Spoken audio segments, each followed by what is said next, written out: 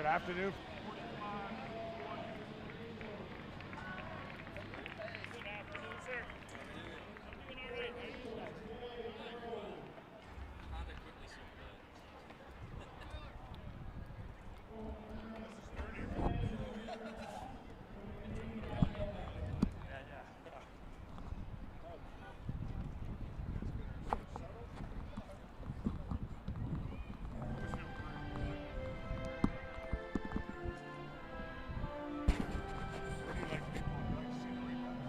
Doesn't matter.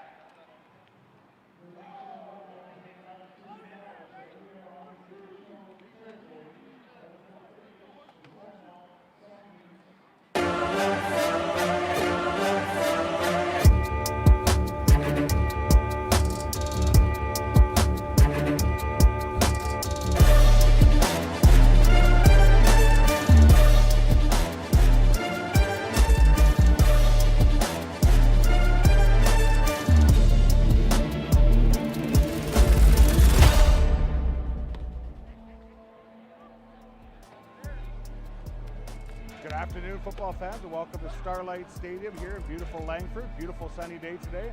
I'm Tyler McLaren, filling in today for Tyler Bennett, who was unable to attend. Joined as always by BC Football Hall of Famer Paul Short. Paul, should be a really good game today. These teams met earlier in the season, 28-21. The Rebels prevailed in that game in a very close game. Are you expecting similar situations to happen, similar score, and even matched game between these two teams today? Yes and no. I think the Rebels are going to try to put their foot on the pedal and continue their play, what they've been doing all year long. For the Rams, they have to try to find that missing ingredient. They've struggled the last time generating offense against the Rebels, and last week they experienced the same thing against the Huskers. And I think they have to find something that they can say, this is what we do positive against the Rebels, because they are going to meet in 2 weeks in the semifinal game. So there's a task ahead for the Rams to come out of here, win or lose, but with something they can hang their hat on for 2 weeks. Absolutely, and you mentioned both these teams are destined for the playoffs. We know that. Looking like they're going to play in the first round of the playoffs. I think it's a matter of playing good football. That's the most important thing for both these two teams. And like you said, some records on the line, some good things. So that's going to be important for today's game, and we hope that you enjoyed today's game, and we'll get set for kickoff.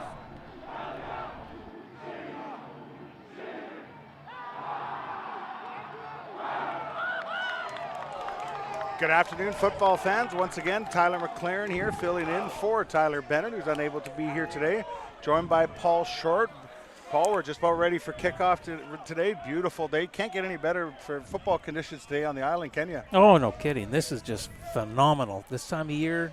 But usually October's not too bad over here, but being Thanksgiving weekend, it's a little bit of a bonus as well.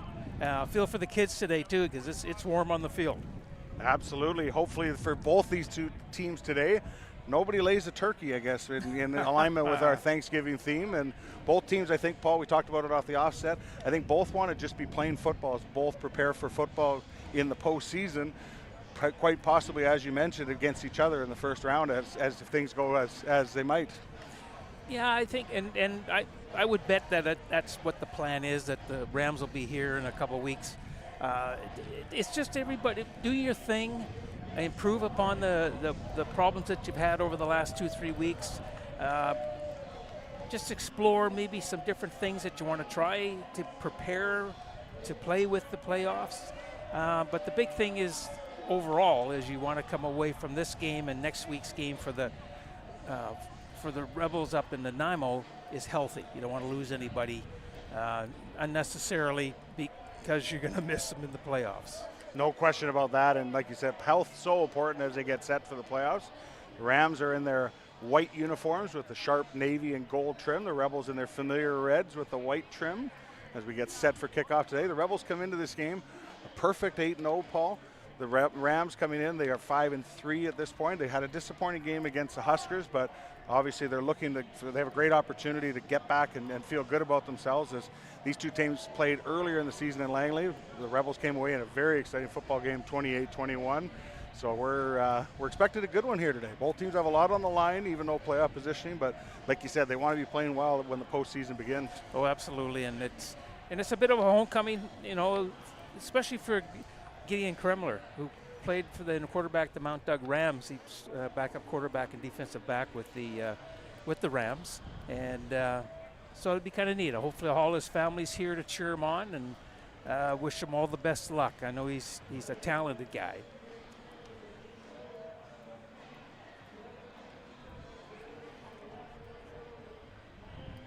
So we're just about getting set for football action. We're going to have a bit of a delay as we get started. So we're going to step aside for a minute or two and catch some commercial breaks. And thank you for joining us on BCFC TV and TELUS Optic. It's great to have you with us, and we'll be right back. Yeah, my name's Harold Skadberg. I am co-owner of Viking Properties, formerly Pacific Coast Land. My name is Jan Egil Gulbrandsen. I'm a co-owner and partner with Harold in Viking Properties. We're fortunate enough to have Ben taking over more and more for us. He's been working with me for probably 4 or 5 years now, and the company is in good hands. My name is Ben Gulbrandsen. I'm the president of Pacific Viking Group Properties. So what we try to do is really provide the most square footage possible within people's price range in a very neutral palette so that people can come in and make their own mark on their own home.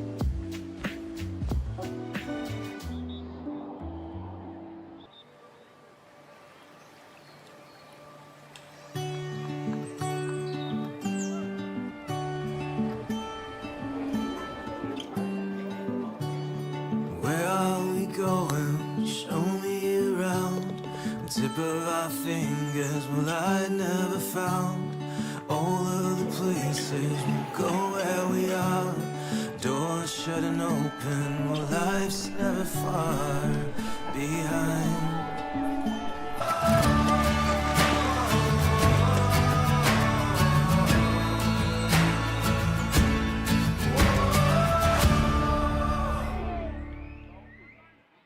Is underway here. Welcome back to Starlight Stadium. Rebels receiving in the opening kickoff with a good return happening. It looks like number 10, Jaron Hardesty, getting up to the 45-yard line. Good return for the Rebels, and they should have good field position to start this game on their first drive. That was Malik Gagne-Smith on that return. But yeah, like you say, you get past your 45-yard line on the opening kickoff, you just shorten the field considerably for you. Thank you, Paul. Eagle Eye Short, as they always called him in his broadcasting school days, right? So number 30 on the return, not number 10. So good return by Malik as the Rebels will get good field position here as they start from just past their 45-yard line here, first to 10. T. Jesse in his familiar position and shotgun behind the center as they toss it out. This is Jaron Hardesty coming off the right side, breaks a couple tackles, makes one man miss, finally dropped down as he's close to midfield after probably about a good 6-7 yard gain on first down. Paul, good run for Jaron Hardesty on the first play of the game. Yeah, they stretched the defense, and then he found the hole, cut back into it. And anytime you can pick up 7 yards a carry, that's not too bad. On the year, I think he's rushing around that same average, around 7.6, I think it is. And he's close to 1,000 yards. He's only 100 and some odd yards away from 1,000. He's got 2 games to do it. And it's been a while since the Rebels running back has hit the 1,000-yard mark. Gets the ball again here on 2nd and about 3. Lunges forward there as looked to be right around the midfield strike, and it will be 3rd down. They're setting him to be a little bit short there. Is number 44 for the Rams. That was Evan Noley with a nice tackle. As Jaron Hardesty's a hard guy to bring down on the first tackle, but in that case there, Evan Noley made a great play to do so. Well, for a small guy, he's not real big, but he packs a punch like he's a really big, strong running back. And he came to Rob Lervold, offensive coordinator and president, told me he came in and he put on something like 20 pounds of straight muscle on. 3rd and short here. T. Jesse's going to go off the left side as he barks the signals, gets across midfield into Ram territory. We'll have more than enough for the first down of the game here at Starlight. So good run there by Jesse as he goes off the left side and gets enough to move the chains. Well, they're trying to, Rebels have always prided themselves that try to catch the team snoozing on the first drive and score, at least get a field goal. They're getting their legs. It's not a long travel to come over here, but it's still time-consuming and a lot of standing around and waiting, and so they want to take advantage of that right on this drive. Jesse's going to throw the ball down the field. He's got his man. Now it's number 3. Oh, 2 Ram defenders bump into each other. Number 3, Cairo Berry, into the end zone for a touchdown, opening the scoring here at Starlight. As Cairo Berry ran as kind of a post pattern, 2 Ram defenders collided. And Cairo Berry's into the end zone, 6-0 Rebels with the extra point coming. And Cairo, he's pretty good at doing that. Catches a lot of passes. That was his 13th touchdown on the year as a receiver. He's got a couple more on punt returns, and that leads to BCFC. But for T. Jesse on that pass, he now is tied with Nate Cote, a former Rebel quarterback with 35 touchdown passes, and Jordan Yance, who quarterbacked the Vancouver Island Raiders, and now he's tied with them as the most touchdown passes in the season. Congratulations to T on that accomplishment, as those are two familiar names to the British Columbia Football Conference, 2 well-established and talented quarterbacks. So to join that company is a pretty good feat for Mr. Jesse, I would say. Oh, absolutely. And all 3 of them won Peter Della Riva Outstanding Offensive Player of the Year awards, which is a pretty good accomplishment for those 3 young guys. So good early start here as the fans are still coming into Starlight Stadium here as wind picks up a little bit, but beautiful day as we mentioned off the offset, and now the Rams will get their hands on the ball for their first drive. We're 12:35 still left first quarter. Extra point was good, so Rebels now leading 7-0, and that's the kind of start they needed, and the Rams will be looking to answer. I'd say they got a little bit of a football confusion. I think they were trying to kick off a Nerf ball there, those Rebels, eh? Yeah, anything to gain a few extra yards, it never hurts, does it? Absolutely. So the Rebels will be kicking off now as they get set here. That's a good kickoff as it goes over the head of number 84, backing him up into his own end zone, bringing it out down the left side, trying to make a couple man miss. Does. Decent return there for the Rams as that was number 84, Nato Tadesi. Apologize if we're getting any of these names pronounced wrong, but good kick there by the Rebels, but Rams will have decent field position after what could have been down around their own goal line. Yeah, they'll make it a little bit better because there was a penalty flag on that play too. I'm not sure if it's against the Rams, but it looks like they're pointing, a rough play against, unnecessary roughness against the Rams. That's going to back them up. So that will push them back in the shadows of their own goalposts here, as that's an unnecessary roughness penalty there, charge against the Rams. So that field position that we talked about is now not so good as they're going to be deep in their own territory, not where you want to be to start your first drive of the football game. Absolutely, and the Rams are the most penalized team in the league, so it's not surprising, but it's you don't want to do that on the very first time you touch the football and you're backed up right tight to your own goal line. So the Rams will be scrimmaging now. Gideon Kremler is starting a quarterback as he hands the ball off up the middle. Not much there at all as the Rebel sea of red there just swarmed the ball carrier. I'm assuming it might be Cairo Hassan with the first carry, although we're going to get a number for you, but it is down at the far end of the end zone, but not much there on first down, Paul. No, they plugged that up pretty quick. The Rebels' defensive line is very, very fast and athletic, and they plug holes pretty darn quick. So an offside penalty there, so that will give the Rams 5 yards of moving space down near their own goal line. So offside against the Rebels. Now that'll make it 1st and 5 as Langley will obviously accept that penalty and get a little better field position, and an extra down to play with as it'll remain first down.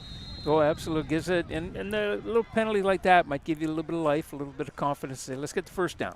Let's get a first down. Blitz looks to be coming there. Gideon Kremler gets away from it, does get a couple of yards, or at least back to the line of scrimmage as he tried to play fake action, took the ball himself, and he ran the ball quite a couple times last week against Valley when he got in there. Really impressed, energized his team. So I think it's an exciting day, as we mentioned to him, being a Mount Doug kid from these parts over on the island, Southern Island. So he's hoping to have a big game today and spark his team. Oh, fun of family and friends, absolutely. I would think that his heart was pounding pretty good in the change room, or at least when he found out he was starting this game at quarterback. Looks like he got about 2 on that play, so 2nd and 3 or so for the Rams, deep in their own territory as Kremler barks the signals, looks to his left, quick throw, that's trouble, that's going to be intercepted, as that is number 39 for the Westshore Rebels with a big interception. That was Bryce Ruther. Again, apologize for any name pronunciations. As that was a case where, and the referees, we're not sure if there's a flag on the play. No, it looks like that's going to stand. That's a big defensive play for the Rebels. It's actually a flag against the Rams, so that'll be declined, and the Rebels will take over the ball. They're 2nd and 3, just trying to get a little quick curl pattern. Telegraphed where that ball was going to be thrown, looked exactly where he was going, and the Rebels defender just made a great play and stepped in front of it. He did. Intercepted the ball. Yeah, Ruther just stepped right in front of that, and if he had kept his feet, I think he would have scored, but all of the momentum was going to bat the ball down, but it ended up being in his hands and on the ground, and it gives the Rebels 1st and goal inside the red zone, as they say. So Jesse's got 2 backs beside him, one Jaron Hardesty and CJ Vincent's the other one, as Jesse barks his signals, looks to his right, got lots of time to throw it, throws it over the middle. That is caught, and a touchdown there. Nice catch. That looks to be Cairo Berry again, as he just ran an in pattern towards the goalpost, dove to make a really nice catch, and that's another touchdown for the Westshore Rebels, as they now lead 13-0 with the extra point coming. Now again, just like you said, it was just a quick little turn in right over top of the where the goalpost is, and the ball was a little bit out of his reach, but his athleticism allowed him to catch that ball and just fall over the goal line for the score. Marcus Jones set to add the extra point here. Ethan Picard will have the hold as the snap is down. Kick is up, kick is good. 14-0, very fast start here as the Rebels waste no time capitalizing on that Kremler interception. Now lead this one 14-0. And that's what you want to do offensively. You want to, when there's a turnover, you want to take advantage of it. And congratulations to T. Jesse on becoming the all-time leading touchdown leader for the season in the BCFC. Just tremendous, tremendous. He's got 36 touchdown throws this year, and last year he had 28. He's got a bunch. Yeah, T's had a fantastic year and only getting better. Obviously, for those that don't know, actually played a lot of running back in his days before coming to Westshore to play for the Rebels. So he's still a player that, if you talk to Rob Lerville and Dexter Jenke, he's still learning the position and evolving and getting the read set, and it's amazing what he's accomplished here in 2023. Absolutely, and I think when he went to the Lions camp was one of those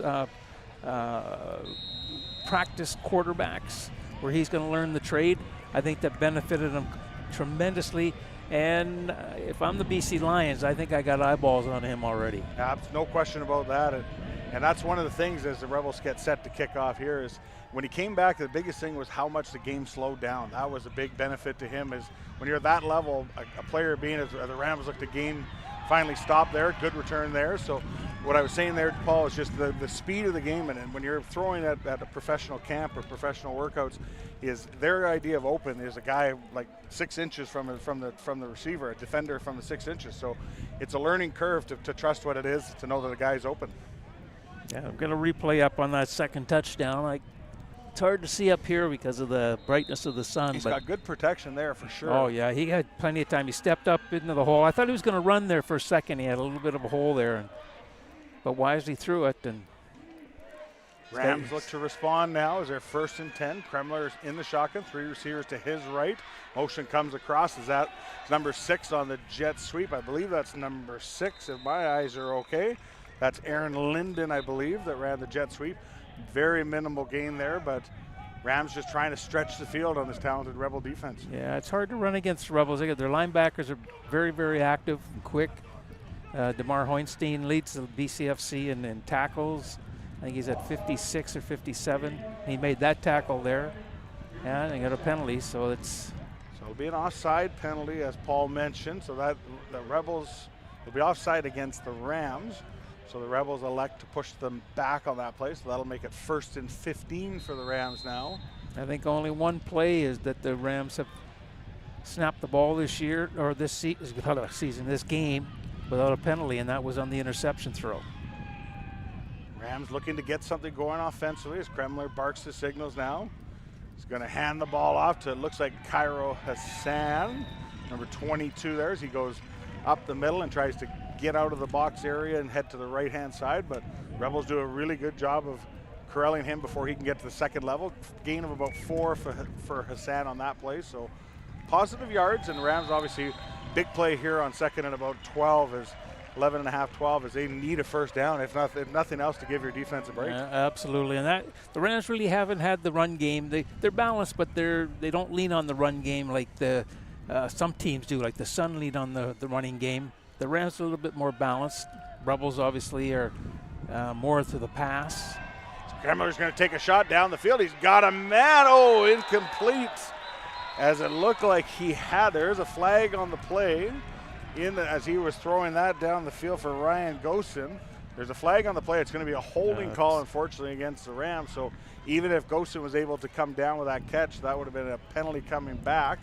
Now the Rebels will be able to decline that penalty and bring up 3rd down, and the Rams punt team comes on the field. Yeah, Gosen really, he just snuck in behind everybody, and the ball hung up a little bit. It's a little bit of a breeze, but it's just hung up a touch and allowed the defensive back and the safety especially to converge on him, and he had to turn around and he's running backwards. It's tough to catch a pass like that.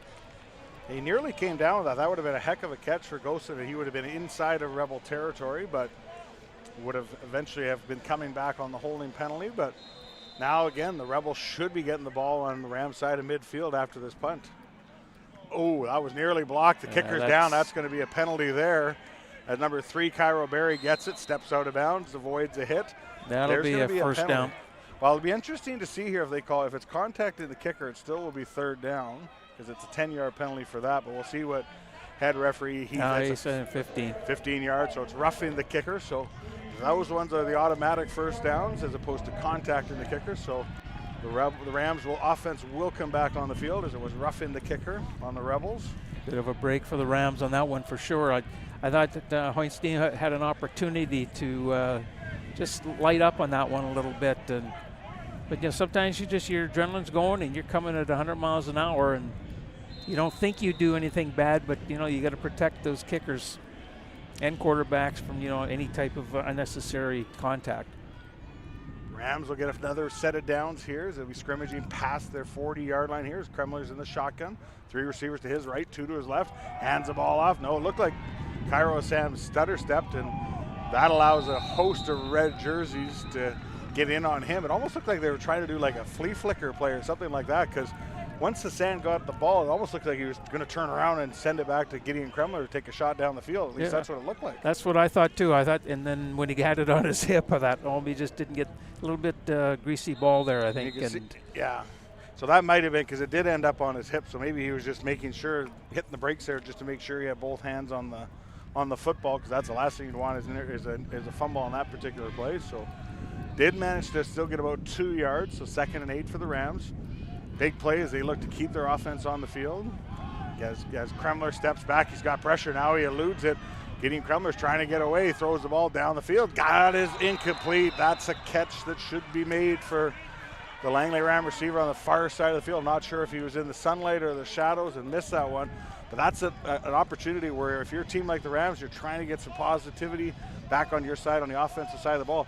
That's a catch you got to have, Paul. Oh, absolutely. And Kremler there used his legs, similar to Trey Jones. Just use your legs, make things happen. And I think that's the basis of the Rams' offense. Is they have 2 real mobile quarterbacks, and if they can get them outside, away from that pressure that the Rebels bring, then they might have a little bit of success. But dropping them back and just drop back is very, very difficult. Look out, Cairo Berry's coming off the left side. He's only got a couple men to beat.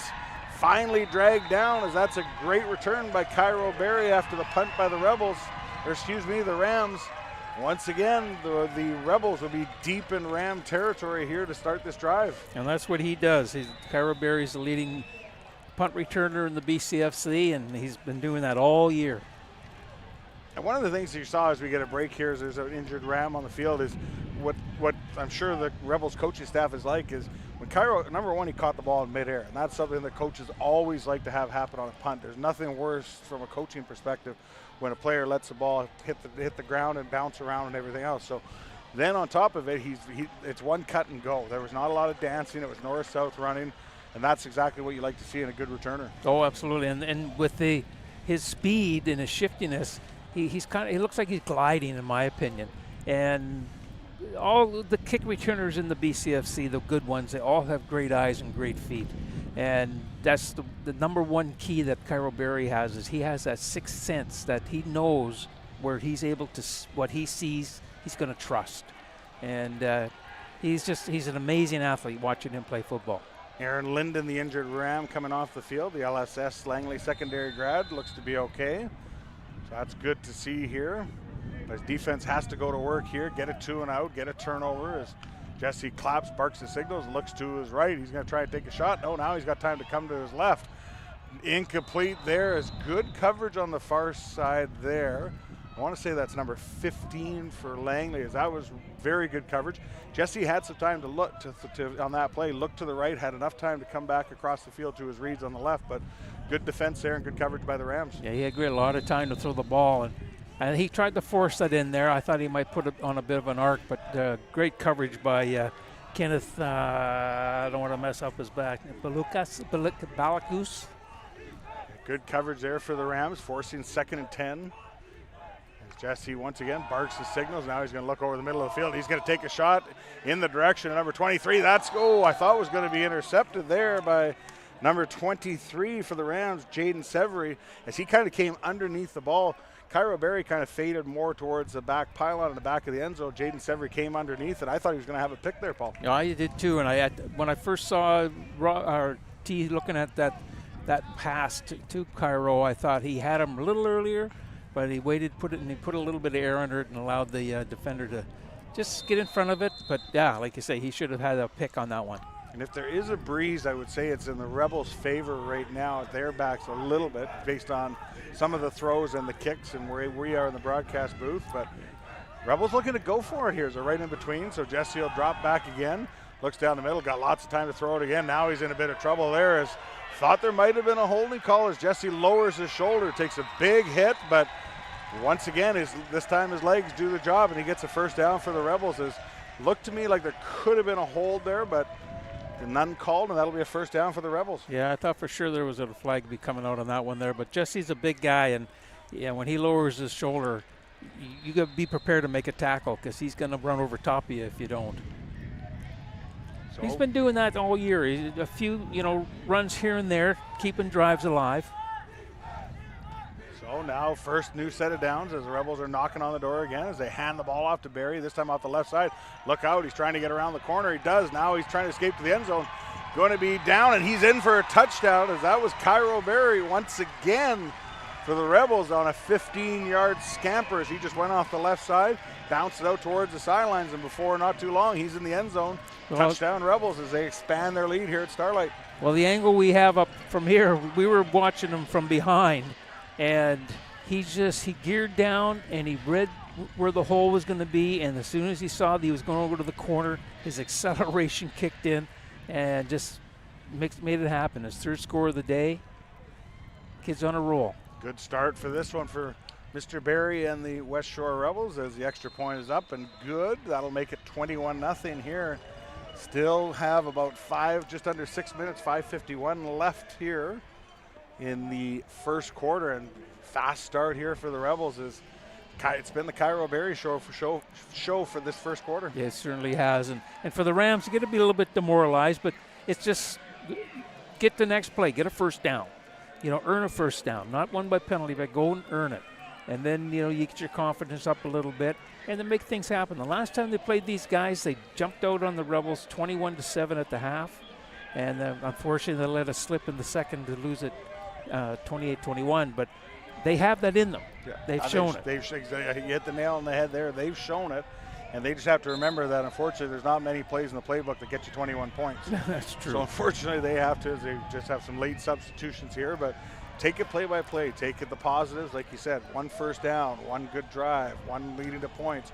Start with the little victories, and before not, if you have enough of those, you're back in this football game. Absolutely, and it's demoralizing when things happen that you just feel you're out of control a little bit on, and they're going into a bye week to end the season, and those are the things that stick in your mind as you're trying to prepare for playoffs. And just go make stuff happen. Be positive, and it's up to the coaches to make sure they, bring some positive energy to practice and to the rest of this game to say, look, we can do this, we can do that.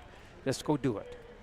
Decent return there for the Rams as they will get the ball close to their own. I thought they got a little bit further, but they're just past their 25-yard line. As if there is a wind at all, which I think there is a little bit as we're up high here at Starlight Stadium, it is at the back of the Rebels a little bit. So Rams just have to weather this last few minutes here and then get the wind back in their favor. But like you said, just got to get some positive plays here and start with 1 and go to 2 and so on and so on. Yeah, that's true. You've coached before. Once or twice. Here comes the blitz as the Rebels look to be coming off the left-hand side. Early movement there. That's probably going to be an offside as that one hung out. That's intercepted there for the Rebels. I think this one might be coming back, though, as I believe the Rebels might have been offside. As if it's not, that's a tough throw. It looks like it's motion. Is it offside against the Rebels? No, I think it might be offside against the Rams. Oh, yeah, it is. Yes, it is against the Rams. So I thought the Rebels had jumped off the left-hand side there. So another interception for the Rams. That's a long throw there, as you can see on our replay. Gideon's just throwing that ball out, and it just hangs up there. And the Rebel defender, number 24, just came back and made a really nice play. Yeah, it was Bronson Pfeiffer's third interception to tie the Rebel lead this season. But again, opportunistic. The Rebels this year they've had that horseshoe just hanging around them, and they've been able to do some things on turnovers. Even though they're one of the most penalized teams in the league, it hasn't really hurt them. And I think because they play defense so well, and you got a guy under center wearing number 5 that's pretty darn good too. Yeah, that definitely helps having somebody like T in behind centers. We have an injured Rebel on the play, down around the Ram 20-yard line or so, 25-yard line. So break on the play. That throw, I mean, when we saw the replay up here in the booth, it's a long throw. It's to the wide side of the field, and I thought, and again, I know interceptions are usually the quarterback's fault in most cases, but looking at it on the replay, I thought the receiver could have come back and helped his quarterback out a little bit on that pass, as it was almost like he was waiting for the ball to him. And usually receivers are taught, come back and help the quarterback out, come back to the football, don't wait for a defender to step in front and make an interception. Yeah, absolutely. And then Pfeiffer he put his left foot in the ground and accelerated to the ball, and he just beat the receiver. I think the receiver was trying to work back to it, but he had to give up on it because he was still moving. So you can see on the replay, Pfeiffer definitely sticks his left foot in the ground and drives back to the football as the receiver's backing up. As the injured Rebel gets to his feet and comes off there. Can't make out a number. It looks like a single-digit number. Might be number 9. Is it number 94? And now it looks like it is as we see him kind of face us. So that didn't look good as he's going to head to the tent there. Nehemiah Ford Bowen, it's one of the top defensive linemen in the BCFC. So we hope that he's okay in this game and could come back, because in the meantime, the offense will come back on the field. T. Jesse again, low snap, picks it up, hands the ball off the left-hand side. Jaron Hardesty cuts through the Rams defense there for a positive gain, as well as that's another good run there by Jaron Hardesty off the left-hand side. Yeah, it looked like about a 10-yard run, but that's what he does. He's like Cairo Berry. He's built low to the ground. He's very, very shifty, but he runs with his feet, and he keeps his feet underneath him. He doesn't really overextend. But being square to the line of scrimmage, you're able to make that cut left and right and or run over guys since he's bulked up. Was enough for the first down as the Rebels are on the left hash headed into Langley territory now, as Jesse's got 3 receivers to his right. It's almost the exact same play this time. Instead of going far out to the left, it's Jaron Hardesty again. This time he cut back towards more of the middle of the field.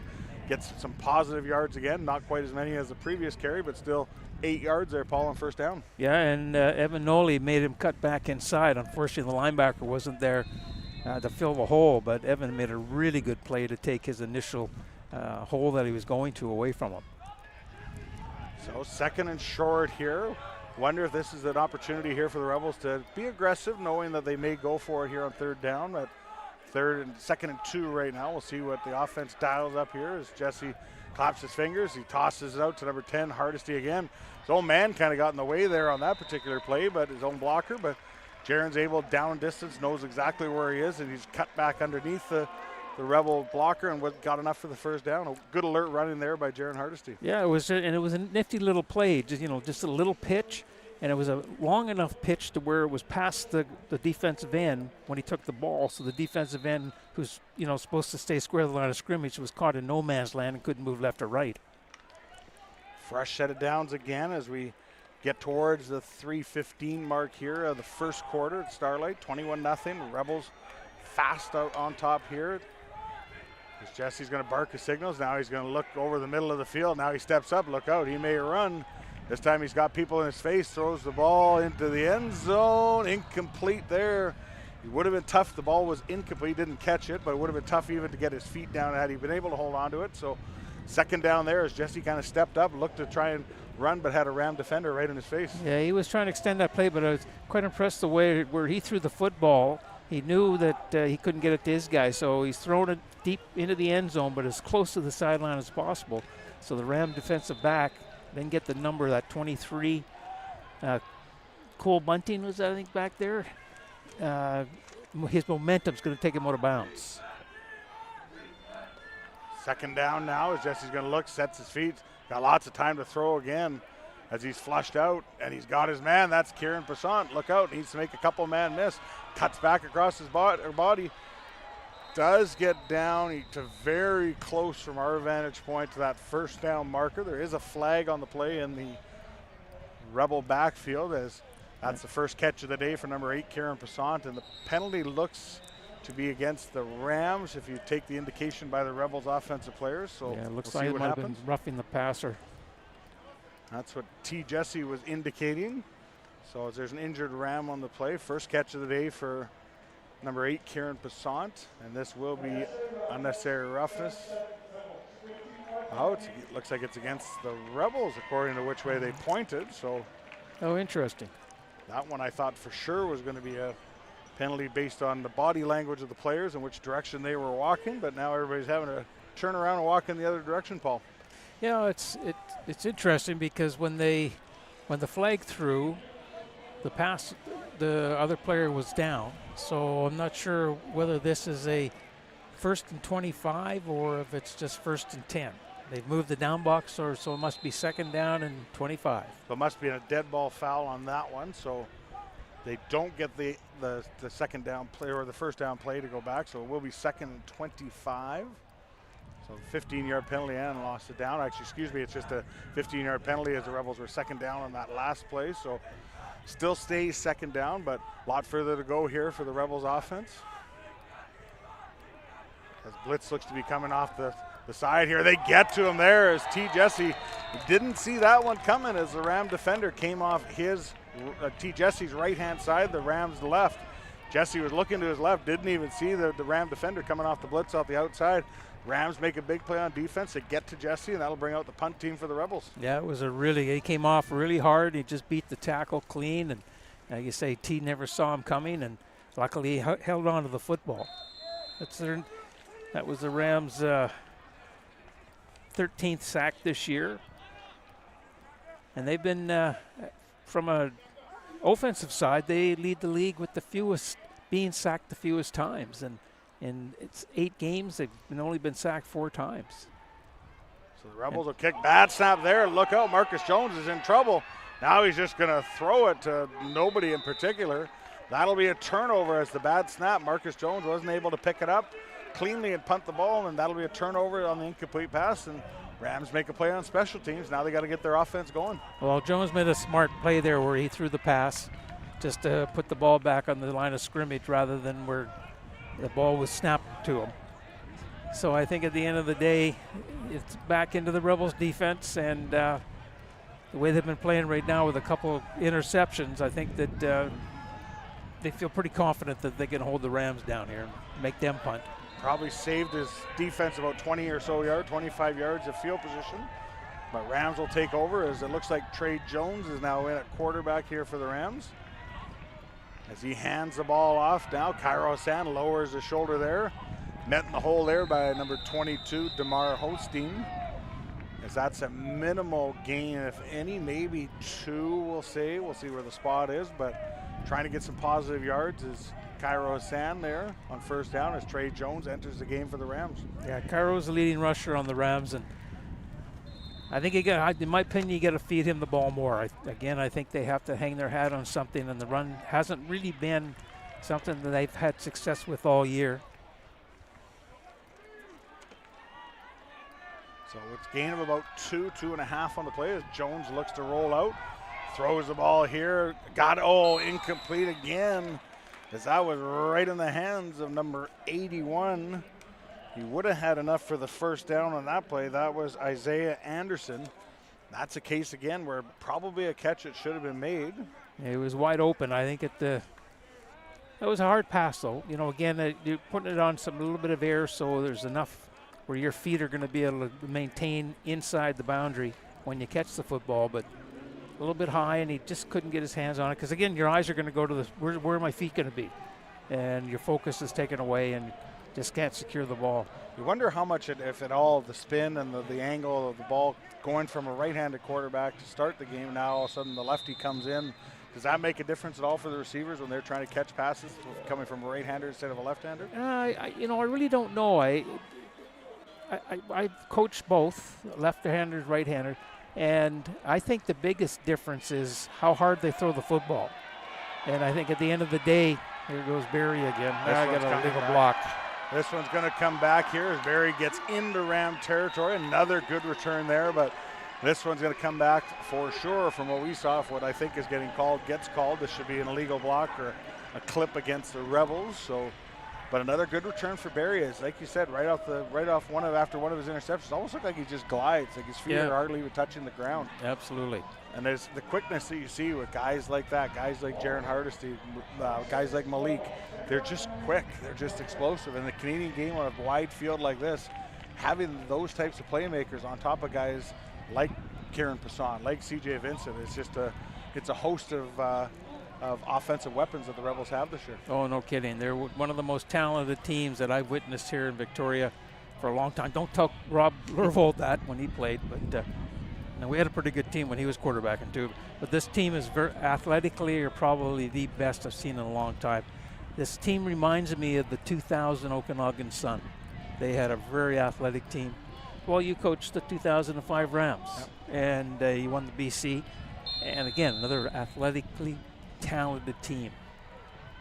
And not taking anything away from the Rams or other athletes in our league, but when it's all put together and everybody's in the right place, you can really go some places with it. This should be the final play of the first quarter, barring any penalty, as they hand the ball off again. Nice block there by number 79 for the Rebels as he tried to trap the Ram defender, made a nice block, but I think that was Jaron Hardesty, minimal gain there on first down, and that will be the final play of the opening quarter. A good one for the home team, Paul, as they lead 21-0 after 15 minutes here at Starlight. Well, I think they accomplished what they wanted to do in the first quarter, dominate, get the Rams on their heels, and then you're not going to glide, but you're still going to be playing 110%. But it's just now the Rams have got a hole they got to dig themselves out of, and they better have a couple big shovels because you let this Rebel team get up on you, there's no coming back. Well, you just wonder from a defensive perspective. We talked about the talent of the players, and the numbers speak for themselves. The players speak for themselves. Like, how do you try and crowd the box and stop a guy like Jaron Hardesty or Malik or Cairo Berry when he's coming out of the backfield, or do you try and play the pass and take away T. Jesse and all his weapons? Like, it's a really hard team to play against. Absolutely. Just because they are so balanced. Yeah, and I think you go back to the old adage, do your job. You have a responsibility as a D lineman, a linebacker, or a defensive back.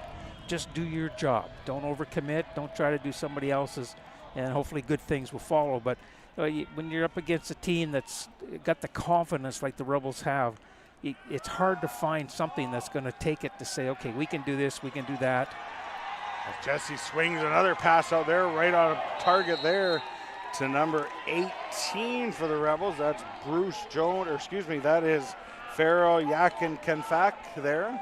Another weapon for the Sun as T. Jesse just got rid of that one really quickly, and the Rebel receiver did the rest. Yeah, again, it was just about a 12-yard out.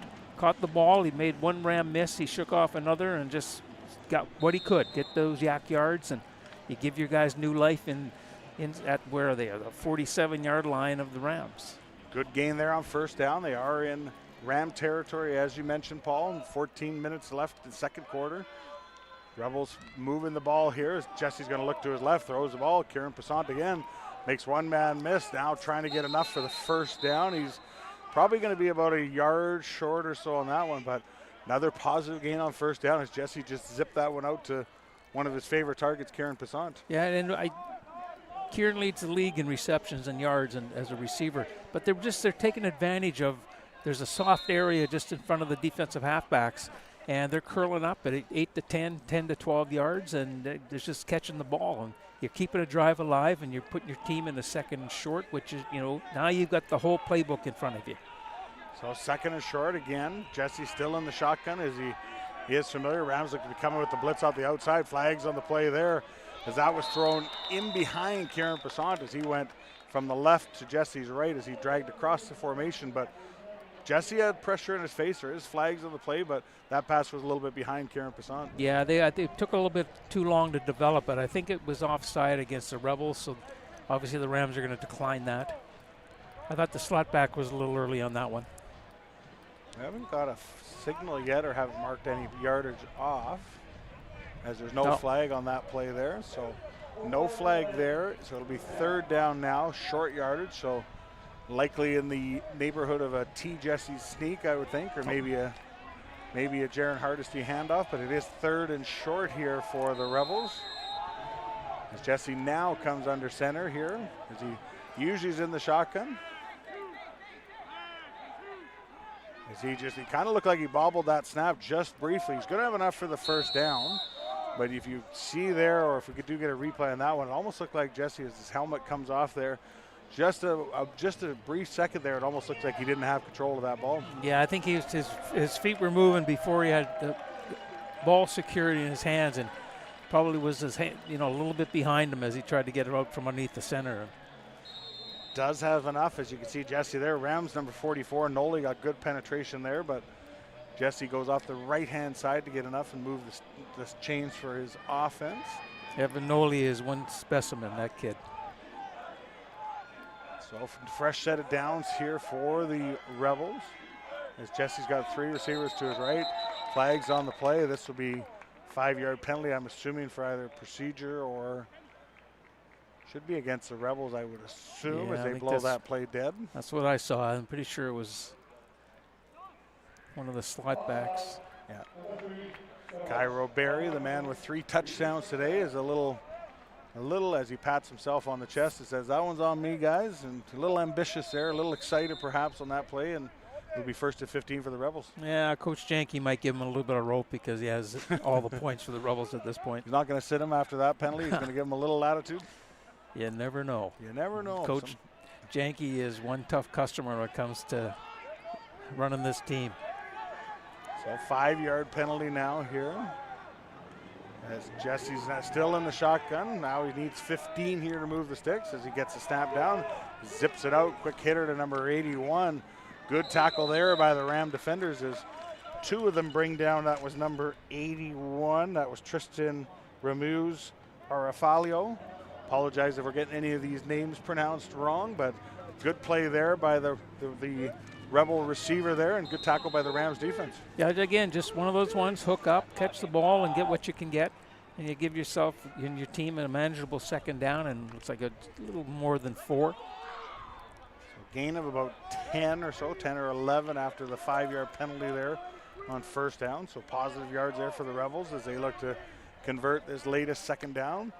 That's going to be another quick hitter there, this time off the right-hand side. Receiver gets in Cairo Berry's way, but look out, he gets out of it, goes down the right-hand side, gets more than enough for the first down. As initially I thought when he ran into the back of his own offensive player, I thought he might not get enough for the first down, Paul, but he was able to sneak free even after a Ram defender had a hold of his shoe and his foot. Yeah, well, again, he's a slippery guy, you know, and everything's moving so fast, and you really got to make sure that whatever you get a hold of, you got to have strong hands.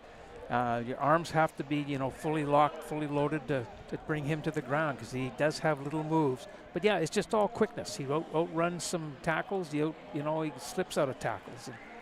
But that was a nice little play, because he just kept everything going. And once he got his shoulder square, he saw that sideline, and his mind is saying, I can score. So we do have a bit of I'm not sure if they don't see any injury on. No, I think the Rams called timeout.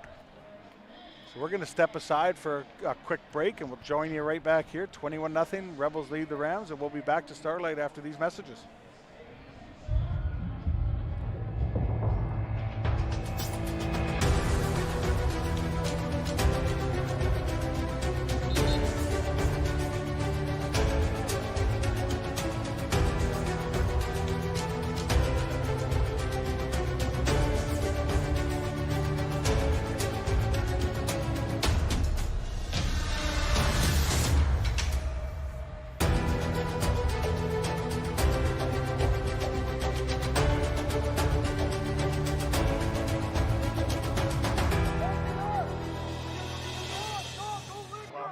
Welcome back to Starlight Stadium here as we're back in action here. The Rebels are 1st and 10, just inside the Rams' 20-yard line. Hand the ball off the right-hand side. Jaron Hardesty looking for space as the Rams defense looks to stretch him out.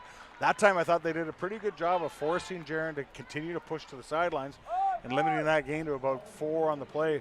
That was better played that time, I thought, by the Rams defense. It certainly was, and I think if you can see a replay on that, you'll see they all had their hands out in front of them and their shoulders square the line of scrimmage, so it took all that cutback lane away from Hardesty on the run, and with the corner supporting, it took the angle away from getting to the sideline quickly. Much better defense there for the Rams, limiting that to call it 3.5 or so, maybe 4 at best for Hardesty on that play, as we're 10 minutes left here in the second quarter, as Jesse's going to look to his left. He's going to throw to his left. He's got his man again. That is going to be down near the 4-yard line, I want to say, maybe even the 3. As that was number pretty tight. Yeah, he's tight there, as that was once again number 18, Farrell Yakin Kenfack with the receptions. He just found the soft spot in the zone and moved the chains for the Rebels. Now and again, just an easy, quick out. Just catch the ball and get what you can get. As Rebels just getting a late substitution as Kenfack comes off here to the sidelines. Long run for the Rebels, but they're benched down at the far side of the field here at Starlight. First and goal now as they're down around the, I would say, 2-yard line or so. As that's going to come to Jaron Hardesty off the right-hand side, and he's in for a touchdown. His first of the day as Jaron Hardesty gets into the action here, expanding this Rebel lead to 27-0 as he just goes off the right-hand side. And number 10, Hardesty's in the end zone, 27-0 Rebels with the extra point coming. Yeah, it's Guerin's 11th rushing touchdown this year. And again, it's just an easy play, hand off, get a cross on him, and make the touchdown. That's all you got to do. It's one of the nice things too is that in that particular case too, he knows where the end zone is. He knows he doesn't have that far to go. And I like the fact that you see it sometimes with good running backs across this league, and like you mentioned, Paul, there's lots of them in our league, is the good ones know where down a distance is. So in that case, Jaron knew that there was only 2 yards between him and the end zone. Like, no need to dance, no need to try and deke people out or anything. Just know you're down a distance, and there's a time to deke and dance, and that isn't one of them. And he gets into the end zone and does what he's supposed to do. Yeah, just put your head down, get your shoulder square, and just drive the leg. Just push, push, push. Because the defenders, as they come in to make a tackle, they've got somebody in front of them they got to get rid of first. And so they're busy. And if you can beat them to being busier, then you're going to have some success. Good crowd here at Starlight Stadium as fans continue to come in. Suites look full here, and looks like a pretty good crowd here on this beautiful Saturday afternoon on the island. Yeah, a little suspect, with the weather. People will get downtown. It's a busy weekend downtown, and being Thanksgiving weekend, a lot of people it's with family and just celebrating. We live in one of the most beautiful countries in the world. It is the most beautiful country in the world. Not that we're biased here, but I tend to agree with you on that one. As the Rams get the ball here, looking to make something happen here on this kickoff return. As he comes, doesn't get a number on that. I think that might have been number 6. We'll wait to see a number as he looks to be hurt on the play, which never a good thing. As Aaron Linden on the return there. I think that was number 6. We'll see when he gets up, but I think that you can't see because the player's on his back right now. Yeah. But good downfield coverage by the Rebels cover team here.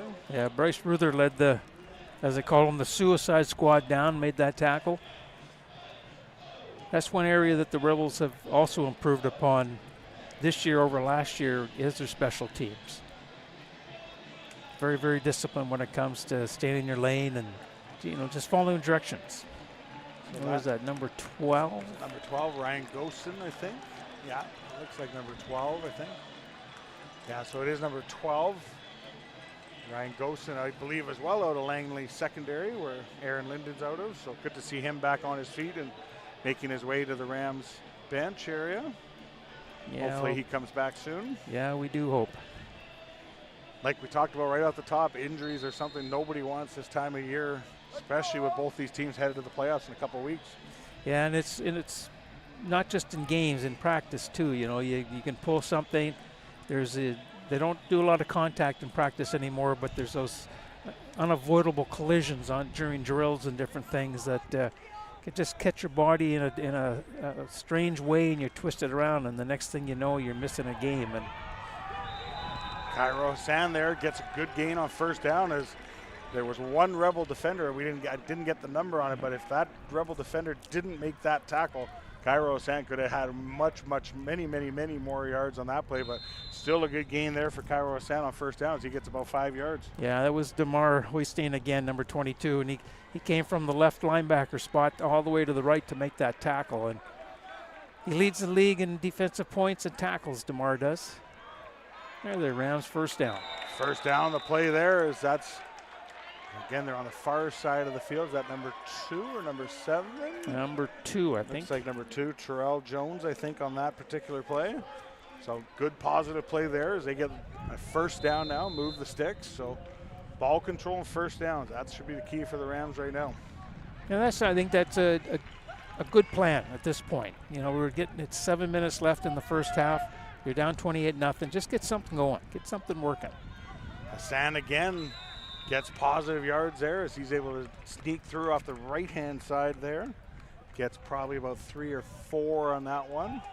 Again, positive yards as the Rams make their way towards their 40-yard line. Actually go past their 40-yard line, now at the 42. So second and manageable again here for the Rams offense. Yeah, just continue. Just be patient, and keep going. Jones still in at quarterback for the Rams. He's going to look to his left, throw to his left. It's caught. He's going to be, depending on where the mark is, that was Terrell Jones again. I think he's going to be a little bit, no, it looks like it is a first down. So again, short throw there from Jones to Jones, and they do get enough for a first down for the Rams. Yeah, it was a good little pass, and he put some zip on the ball. And Terrell made a nice catch coming back to the football, and a Rebel defender was right on top of him as well. Rebels look to be coming with the blitz here as they hand the ball off to Cairo Hassan up the middle. Lowers his shoulder again. Positive yards here, as that's probably a gain of about another 4, I would say, as the Rams look to get some tempo and some rhythm here on offense as they approach midfield here with just over 6 minutes left in the second quarter. Well, you got to be, as coaches, you got to have a little bit of a positive feeling right now. Your team's just gone out and had 2 first downs back to back. Got a little bit of a drive going. Rebels have dominated this first half. We don't have a clock on them on what the time of possession is, but obviously the Rebels have had a lot more than the Rams. Play action there as Jones fakes the handoff, rolls to his left, but it is incomplete on that one as he rolled to his left.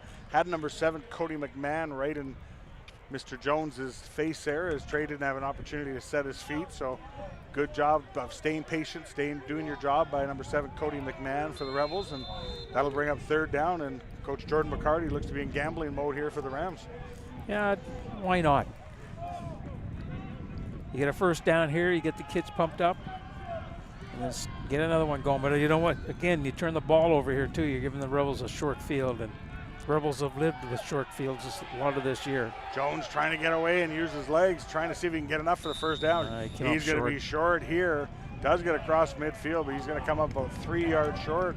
That'll be a turnover for the Rams on offense, and Rebels will take back over just right around midfield, maybe on their own 54-yard line. Yeah, the Rebels came across pretty hard. They had the rush on them, and they took all the angles away, and Terrell just had to run and get what he could get, and unfortunately he came up 2-3 yards shy, and turnover on downs, and Rebels take over in a short field again, just on their side of midfield. Out of town scoreboard around the BCFC. We have a final today up in Kamloops, where they had a 1 o'clock game up there. The Valley Huskers 39-3, a final over Kamloops. So congratulations to the Huskers on that one as they continue to win and improve their record to 7-2 now on the season, as the Rams do get some penetration there, but Jaron Hardesty's into the open field. Look out, he's only got a couple men to beat as he's going to turn on the Jets, and right away Jaron Hardesty's into the end zone again. No flags, and that's another touchdown for Hardesty, his 2nd of the day, and that'll extend this Rebel lead to 34-0 with the extra point to come. When you see the replay on this one, as he starts out to his right, and the Rams take away any holes and cutbacks, just his movement of his feet and his hips, he froze a few Ram players, was able to cut back to his left, and then his speed took over, and it's 55 yards later, it's a touchdown. The extra point coming, another out-of-town scoreboard update, and again, not current, but pretty recent. Up at the Apple Bowl in Kelowna, as the Okanagan Sun leading the Prince George Kodiaks, as the extra point is up and good, making it 35-0. Up at the Apple Bowl in Kelowna, the Okanagan Sun leading the Prince George Kodiaks after the first quarter, 13-0. So the Sun look to continue on their winning ways as they finish a home-and-home back-to-back series against the Prince George Kodiaks up at Kelowna, Paul. Yeah, and next week they're down in the Valley playing the Valley Huskers, down in Chilliwack playing the Huskers, and that'll probably be a preview of the following week's semifinal between the Huskers and the Sun. As this one here, I'm sure that the Rams will be back here in 2 weeks. So again, you don't want to show a bunch of stuff as you're preparing for playoffs, but you want to stay sharp. And by playing well, you stay mentally sharp.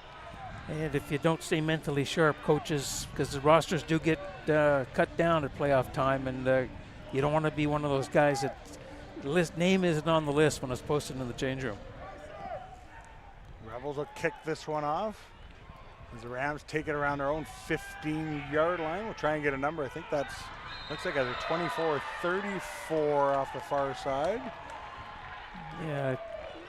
8-4, excuse me. I know I saw a 4 there, so decent return there for the Rams off the far side of the field. So another opportunity to make something positive happen here on the offensive side of the ball. Yeah, they get out to the 35-yard line, which is a deep kick into the wind. It's a good starting point. They just have to, again, now you're out again, you're down by 35 points. Wow. But just get something positive. Last drive, you had 2 back-to-back first downs. Do that again, make it 3. Trey Jones still in a quarterback, 3 receivers to his right, 2 to his left as he's in the shotgun, looking to his left, sets his feet, throws it out.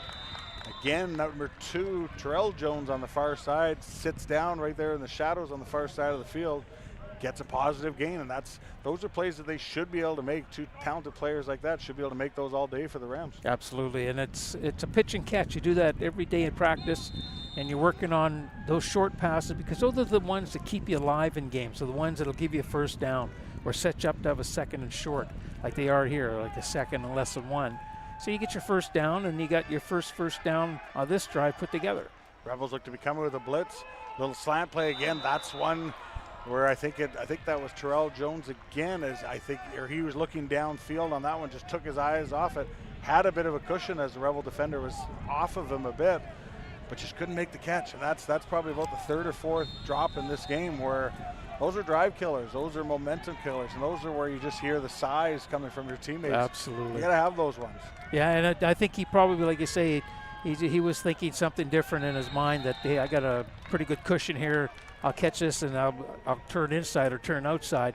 And you just didn't focus enough on the football to put it away. Rams do get the first down, third down. You wonder, Paul, if that's a case of a talented player like Terrell Jones who can make that catch in his sleep and probably catches in 99 times out of 100. Is that a case where he's trying to do too much too fast, trying to get the catch, get his eyes upfield, and trying to maybe score or break one instead of just making sure, like we've been talking about, just make the positive play? Yeah, I think, in their minds, they're probably being told, just go out and do your thing. Your responsibility is this. But these guys, they're so competitive. And I think they figure I can turn this from a 6-yard gain into a 15-yard gain by doing this. But you got to be you got to be all in and focused up. And unfortunately for some guys, it's not hard, but I think your mind is going so fast that you lose your concentration a little bit on a cut or on, like you say, catching the pass or something, or block. Like you're trying to protect the quarterback, and you're thinking something different. While the ball snapped and guy slaps his hands away and sacks the quarterback. 3-minute warning just happened here at Starlight as Jones this time catches the ball, or Jones throws the ball. It's caught by number 9, I believe, because that was Isaiah Edwards. As he caught the ball as he came from Jones's left to his right. It is going to be a third down, but manageable here with only about 3 to go as the Rams are once again approaching midfield and looking to get something going here on offense before the half comes. Yeah, that was a good route. I just thought it was a little bit too shallow. I think if he had run to the first down marker, then they might have the first down, but it's good enough gain to put him in a gambling position here. But again, you don't want to turn the ball over 2.5 minutes to go. It's a lot of time for the Rebels if they get the ball here. Big play here on third down as the Rams look to convert. Short throw, quick, and it's incomplete. Would have been close to a first down. Again now, short field as the Rebels will take over on downs here, and you wonder on these 3rd and 4s and everything else, if the Rebels are quick score, sudden score, quick change type team, do you start punting the ball here when it's 3rd and 4 and not going for it, or is this a case of setting the table, setting the tone, see some tendencies in anticipation of a game potentially in 2 weeks' time? Boy, I don't know. Sometimes, I don't want to say the coach, have they given up mentally here and just saying, oh, what the heck, we'll go for it. I think you have to try to establish something like a game plan. If that was next or in 2 weeks, do you gamble or you punt? So I think you have to kind of set up, because this is their last game of the season and their next opponent is going to be the Rebels. I think you have to set some stuff up. Handoff here as that looks to be Malik Gagne-Smith as he's trying to basically crawl almost on the ground to get a couple extra yards there. Is great run there by Malik as he enters this game, as he picks up about 6 there off the left-hand side for the Rebels. Yeah, he's a great little running back. He's a Mount Doug Ram high school player and very, very successful when he played with the Rams. But he's built like a little bit smaller version than Hardesty. But he's also a lot younger. And I think at the end of the day, you're going to see him dominating that running back position on the Rebels as time moves on. Jesse's dropping back now. He's going to throw the ball over the middle.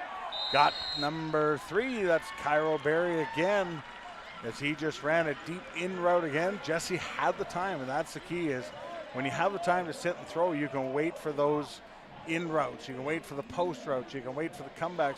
He has the time to wait for those routes to develop, and Jesse's just good enough. He just zips it in. Oh, and he has that confidence where he doesn't look like he's panicking. A lot of young quarterbacks get happy feet. They start to move around, but Jesse just hangs in and sets his feet and waits and throws the football. Rebels looking for more here. Quick drop there as he's going to throw it right down the seam, and that looked easy, and 2 guys like that just made that look easy, as Kieran Passant is now into the end zone as he gets in on the action here with about a 30-yard strike from Jesse. Jesse's now trying to add to this record-setting touchdown passes, and that's Kieran Passant's first of the day, and he gets into the action, and the Rebels continue to build on this lead. Yeah, I'm not sure how wide open he got on that, but he was wide open. And he just went right down the seam, and it was like the parting of the seas. He just no Ram defender near him. You wonder if that's a coverage breakdown on their part, or if they found something that they liked and just exploited it. Yeah, I think obviously they're influencing with other patterns and different things within the route, but he was wide open. Extra point is up, and it is good, making the score 42-0 now as Westshore continues to build to this lead. And again, after the turnover at midfield, it's quick points, and we saw it on the last drive. As Hardesty went in after one play. This took, I think, 3 or 4 plays. Yeah. But if you're constantly, I mean, I was going to say they don't even have to cut the grass on this side of the field, but it's artificial turf here. But when you're constantly playing on one side of the field, it seemed like the Rebels can score pretty quick on you. No kidding. And they've shown that in the last couple plays. They've got the ball around midfield or just slightly in Rams territory, and each time they've scored. So once again, the Rebels will be kicking off here as we have about 1:35 left here before the half. Well, I must admit, I did not expect this morning when I was looking at stats, BC stats, and thinking about this game. I did not see this 42-0 score, and we're not even at halftime. The ball's caught by the Ram returners. They're going to try some razzle-dazzle here. A little pitch reverse, and not much there as the Rebels stay in their lanes and play that well. Once again, the Rams will be scrimmaging inside their own 20-yard line or so, right around their 20-yard line. And at this point, at 1:28, I think if you're head coach Jordan McCarty, you're just trying to get your team into the locker room and hit the reset button and have a different message come out in the second half. Yeah, you bet. And, hopefully a lot of players' minds aren't wandering to what's in the cafeteria on the ferry ride home, because that's what the Rebels want. They want you to start thinking about getting on the bus and heading out. And that'll give the Rebels, well, a score like this is also going to give the Rebels and the Rams an opportunity to get some of their backups in, give them some playing time, because again, you're not sure in 2 weeks who's going to be healthy, who's going to be available, and there's this flu season just starting, and we know what that can do when it goes through a team. Good run there by the Rams. We'll get a number when the player stands up. That wasn't Cairo Hassan, I don't believe, on that one. As it looks like number, is it 16 or 18 on that one? That was number 18 for Langley as he went straight in the middle. Bruce Jones, as he just went north-south, picked up great yardage there and enough to move the sticks, but straight ahead running there for Jones for the Rams. Yeah, just a 10-yard run on first down and just get the clock going here. There's a minute 10 to go, and I think run it out. Try to keep possession of it for the rest of the half. Penalty flags again here. Fly on both sides of the field as the Rams hand the ball up the left-hand side. We'll sort out those flags. Maybe early movement for, who do you think, Paul, on Westshore on that one? Or? Well, I thought a Westshore guy might have jumped, but also Westshore guy jumped. But I thought the Rams, somebody on the Rams moved too, but that might have been in reaction to the jump by the Rebel defender. So offside against the Rebels. The Rams will take that penalty note out and still keep first down on the down box, and now it'll be 1st and 5 with just under a minute left here. As Jones is still in at the shotgun. Still in the shotgun. He's got 3 receivers to his left, 1 to his left, 2 backs. The Rams as they toss it off to the right-hand side, trying to get the corner there. Not much, as there was a host of red jerseys there swarming. They're a tough team. That was Jones again. They're a tough team to run, to try and out-leverage when you're trying to get to the sidelines. They're just a fast-flowing team on defense. And Jones, unfortunately, couldn't get the corner for the Rams. No, and Damar Hossein, number 22 on the Rebels, he is so quick, and he gets into the backfield, and he disrupted that play, and Manny Fotu was able to make the tackle. But it's the speed of the Rebels' defense, their athleticism, and just making plays happen. 2nd down now, no gain on that one, as the Rams are going to take a shot down the field, incomplete, as the Rams are looking in the direction of number 86. That was Cameron Neal, but it almost looked like there was a bit of a miscommunication there as Jones threw that at a different spot than Neal did, and Neal couldn't react to make that catch and get a big first down. Now the Rams will have to send their punt team out. Yeah, I think as well as I think he felt some pressure that really wasn't there on him, and just overthrew the ball. So 3rd down now. Cairo Berry will be standing in the shadows on his own 40-yard line or so with 32 seconds left. Low snap. Good job by the Ram kicker, punter to get that one up. Nice kick there, driving Barry back to his own 30 as he sets his feet, waiting for his blockers to come.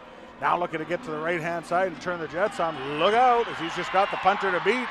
And he beat him. There is a flag on the far side of the field as Barry's going to go into the end zone there, but there is a flag on the very far side of the field. And I have a feeling that's in the neighborhood of an illegal block or a hold. And Mr. Barry won't be able to celebrate his 4th touchdown, as I think this one might be coming back, Paul. Yeah, I think that I saw the official do the holding signal and pointing to the Rebels. Again, the hold helps here and there, but just the smarts. He drifted, had his eyes upfield looking, where's my hole? And when he needed to accelerate, he accelerated, and the Rams were caught flat-foot.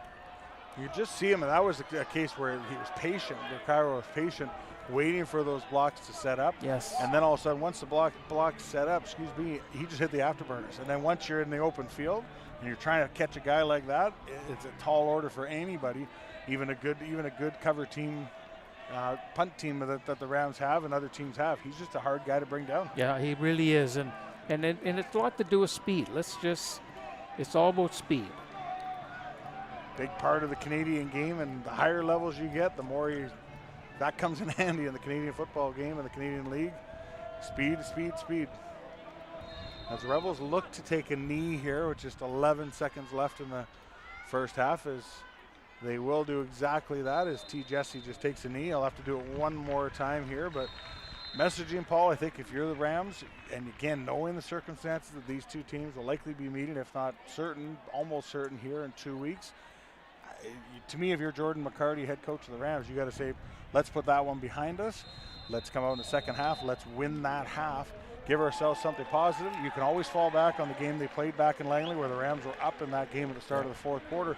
But the chances of coming back and winning this game are a tall order for the Rams. But there is the strong possibility you can come out and win that second half. Oh, absolutely. And I agree with you. I think that's got to be the plan.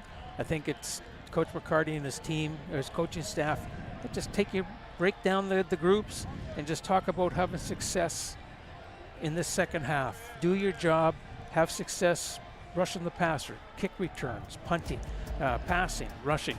But let's win this half. And then you got something to hang your hat on, because you got 2 weeks to prepare for the Rebels. You got a lot of film to look at. Absolutely. Well, we're going to take a break here at Starlight. Once again, thanks for joining us on BCFC TV and TELUS Optic TV as well. We're gonna take a break and be back with second half action here at Starlight Stadium. Paul Short, Tyler McLaren signing off for a few minutes, but we will be back in the 3rd quarter and looking forward to it and settle in for the second half.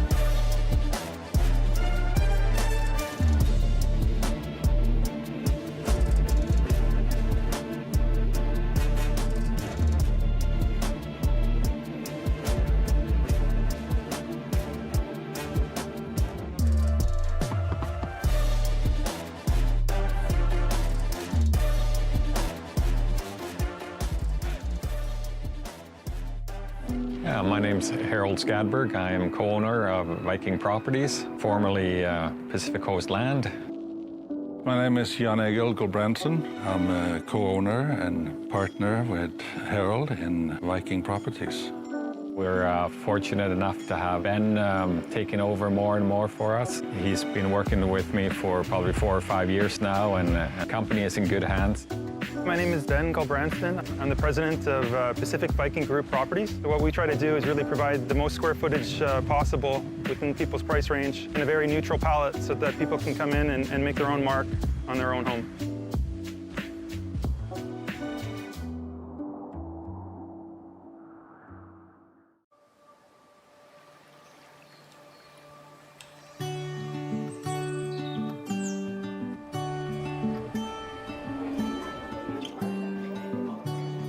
Where are we going? Show me around. Tip of our fingers, well, I never found all of the places we'll go where we are. Doors shut and open, well, life's never far behind. All these places are known to me. All these things that we'll see when we go.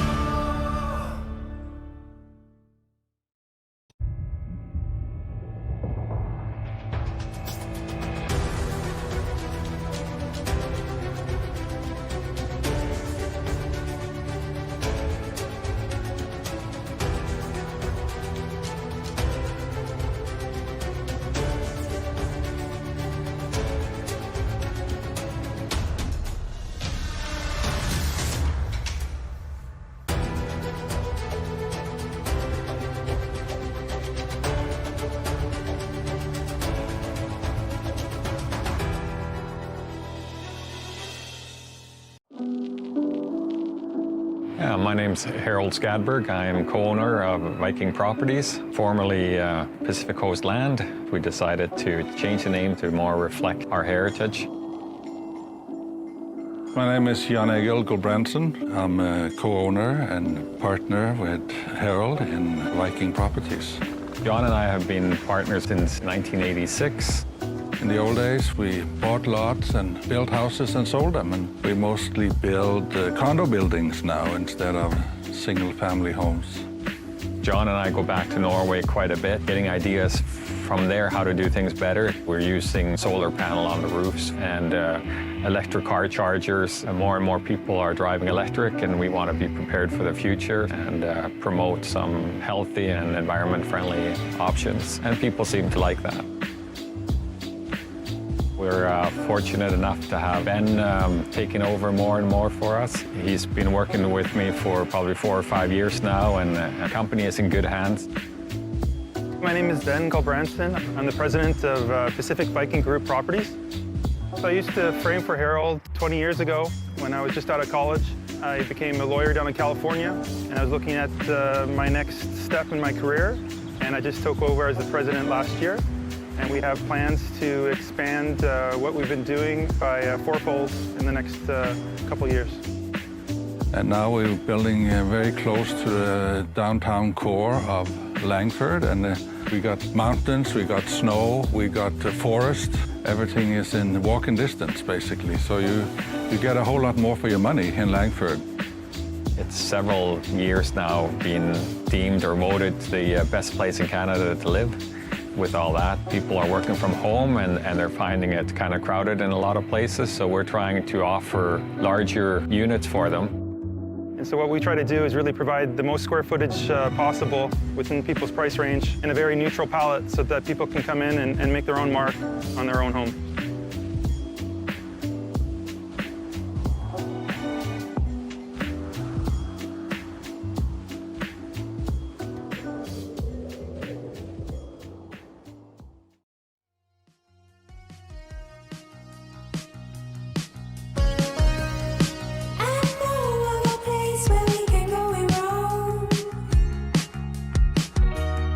Let's take a long close look when no one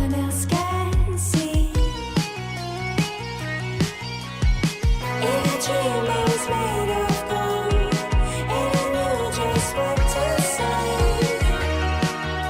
Let me take you far away, away. As long as I'm with you, I can do anything. As long as I'm with you, I can do anything. When you're looking for a way to go, won't you reach for my hand? 'Cause I will be with you, just need to hold on. Okay, everybody, let's have a great show.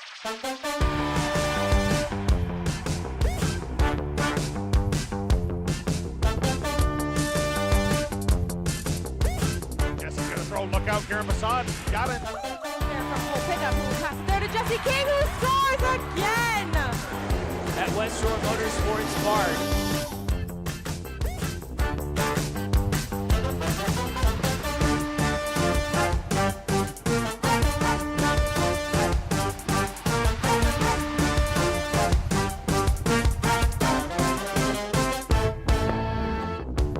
Crossing the box for Parmar, and she's done it.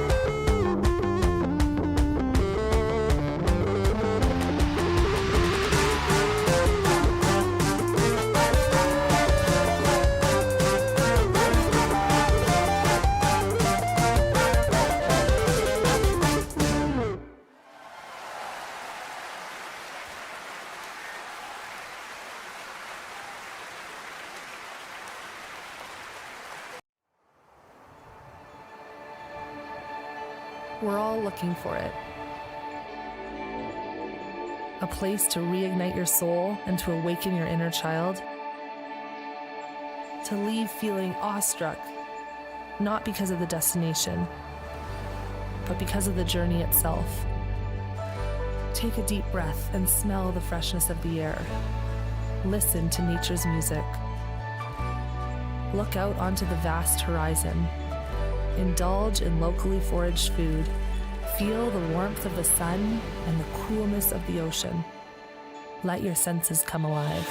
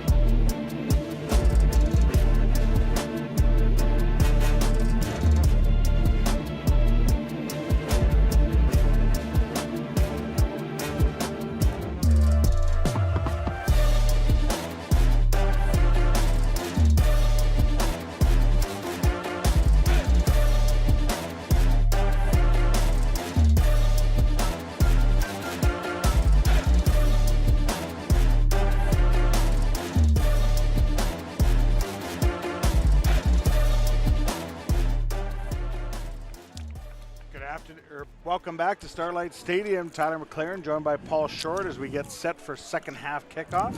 Got a few stats from the first half, Paul, and thanks to BCFC statistician Heather Foster for sending us these. So some key stats for the first game. The Rebels had 138 yards rushing in that first half. Jaron Hardesty had 9 for 94 yards and 2 touchdowns. The Rams had 37 yards rushing. The quarterback numbers. T. Jesse 9 of 12, 196 yards and 3 touchdowns. The Rams Trey Jones 4 of 8 for 32 yards. The receiving yards, Cairo Berry, we talked about him a lot in the first half, 4 receptions, 96 yards and 2 touchdowns. Of course, had some special teams as well. The Rams had 32 yards of receiving. Terrell Jones, 4 for 24, the leader for the Rams there. First downs, 16 for the Rebels and 4 for the Rams. And penalties in the first half, 5 for 55 yards for the Rebels and 2 for 20 yards for the Rams. So there's some first half stats for you, Paul. Anything stand out to you in those stats, or pretty much what you expected, just the numbers maybe not quite so clear in our head until we got those stats? Yeah, and obviously the score dictates the stats. And the dominance of the Rebels in that first half is reflected in the stats. And where the Rams struggled. They struggled to move the football. Those 2 or 3 turnovers really, really hurt them. And a couple turnover on downs inside their own territory where the Rebels took advantage and scored. So, again, those are things you're going to look back on, and you're going to look at this film, and, you're going to grade your players on it, but then you're going to say, let's flush this one, and let's look forward to getting film from next week when the Rebels are up in Nanaimo and prepare for that playoff matchup. Well, the nice thing for the Rams is they get to basically message it at halftime, I'm guessing, was pretend this is 0-0. And not only do they have the opportunity to do that in a game that's probably coming in 2 weeks, but as I mentioned, they have an opportunity to do that here in the second half. So that would be the messaging I would have if I was on the Rams sidelines, and just say, boys, let's go out and win this half of football. Yeah, that's what you got to do. You got to be, coaches, be positive. Everybody just do your job and go out and win this half, and we're going to get back on the bus and go home. And regardless what the score is, you're just going to get back on the bus and go home. So do something good with it. Rebels will be kicking off from going from our right to left. Rams will be going from left to right here. As the Ram returner, we'll try and get a number for you, as there's a horde of players down there. We can't make it. They do get out to about the 30-yard line. So that's where the Rams will scrimmage, 1st and 10 on their own 30. You get a number on that one, on that return there, Paul? Number 18, I think. Looked like number 18. I think you're right on that one, as that was Bruce Jones with the return. So decent field position for the Rams as they enter this, as they start this second half, as they'll scrimmage 1st and 10 on the left hash on their own 30-yard line. And Trey Jones back in at quarterback for the Rams to start this second half here at Starlight. Yeah, we'll see what this first drive does for them. See if they got a little bit of excitement and, hop in their step to be back on the field playing football. As Jones barks his signals now, hands the ball off straight up the middle, cut by, I believe that's Cairo Hassan, back in at running back there, number 22 it was. As he gets a positive gain there, probably about 7, maybe 8 on that one. As the Rams look to get in the hurry-up offense and get some momentum, get some timing. So gain of 8 for Hassan on first down, and we're back at it right here as he's going to get the ball again, basically carve a copy of that same play. Good run there for Cairo Hassan as he's past his own 50-yard line. 2 plays, Paul, and they pick up about 20 yards. No, they're just letting them run the football up the middle, and for 2 plays there, they've had good success. Got their first down of the second half. And they got a little bit of tempo going here. They're not huddling up. They're going to, work on some things. There's a lot of times when you do huddle up, you get lazy, start thinking about other things when you're down to the end of a score. But now mind has to stay sharp to listen to what the play call is. And nice play there as they hand the ball off for a 3rd straight time to Cairo Hassan to start this second half here. He does get positive yards, probably about a gain of 2 on the play. But he was brought down on the play by number 44, Praise Odegun. As the Rebels said, 20 yards on the first 2 plays, enough of this. We're going to limit this gain to 2 yards. Yeah, I think they went to the well once too often there, and Rebels said, okay, well, we'll stay at home, make the tackle if he comes your way. So 2nd and 8 now. Jones got 3 receivers to his right. He's going to roll that way. Cut the field in half. Tough throw there. There's going to be a holding call here. There's a late hit on that play coming in from the back judge. So there's going to be a hold on the Rams and a late hit on the Rebels. As Trey Jones, being a left-hand quarterback, rolling to your right, tough to throw that way, even though it's to the wide side of the field. Tough for a left-handed quarterback to make that throw as he's throwing across his body. So as they sort out these penalties, I think what you're going to have is hold Rams. That's the one, and unnecessary roughness Rebels. So should move it up 5 yards, and it'll be second down over with about 4 yards to go, somewhere in there.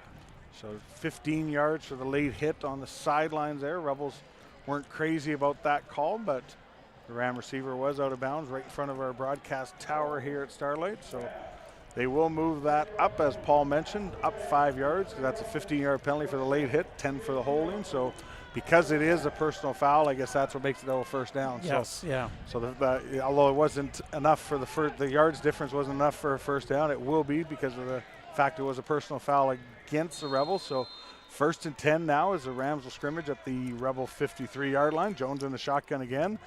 Rolling now to his left. Easier throw being a left-handed quarterback. Look out. Oh, almost picked on that one. That was jumped, and that's the danger part when you roll to one side and you cut the field in half. Coaches will say never throw back across your body. That when you're rolling to your left, the defenders kind of start licking their chops as they know you're going to be throwing that direction. Yeah, number 24, Bronson Pfeiffer, was just, he had his eyeball on that football. He just couldn't squeeze it.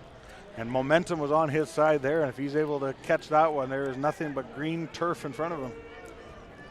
But it will be an incomplete pass. 2nd and 10 now for the Rams, scrimmaging inside of Westshore territory. Jones barks the signals, zips it out there. Quick throw to number 2, Terrell Jones. Makes one man miss, gets about 5 on the play. That'll bring up a 3rd down for the Rams.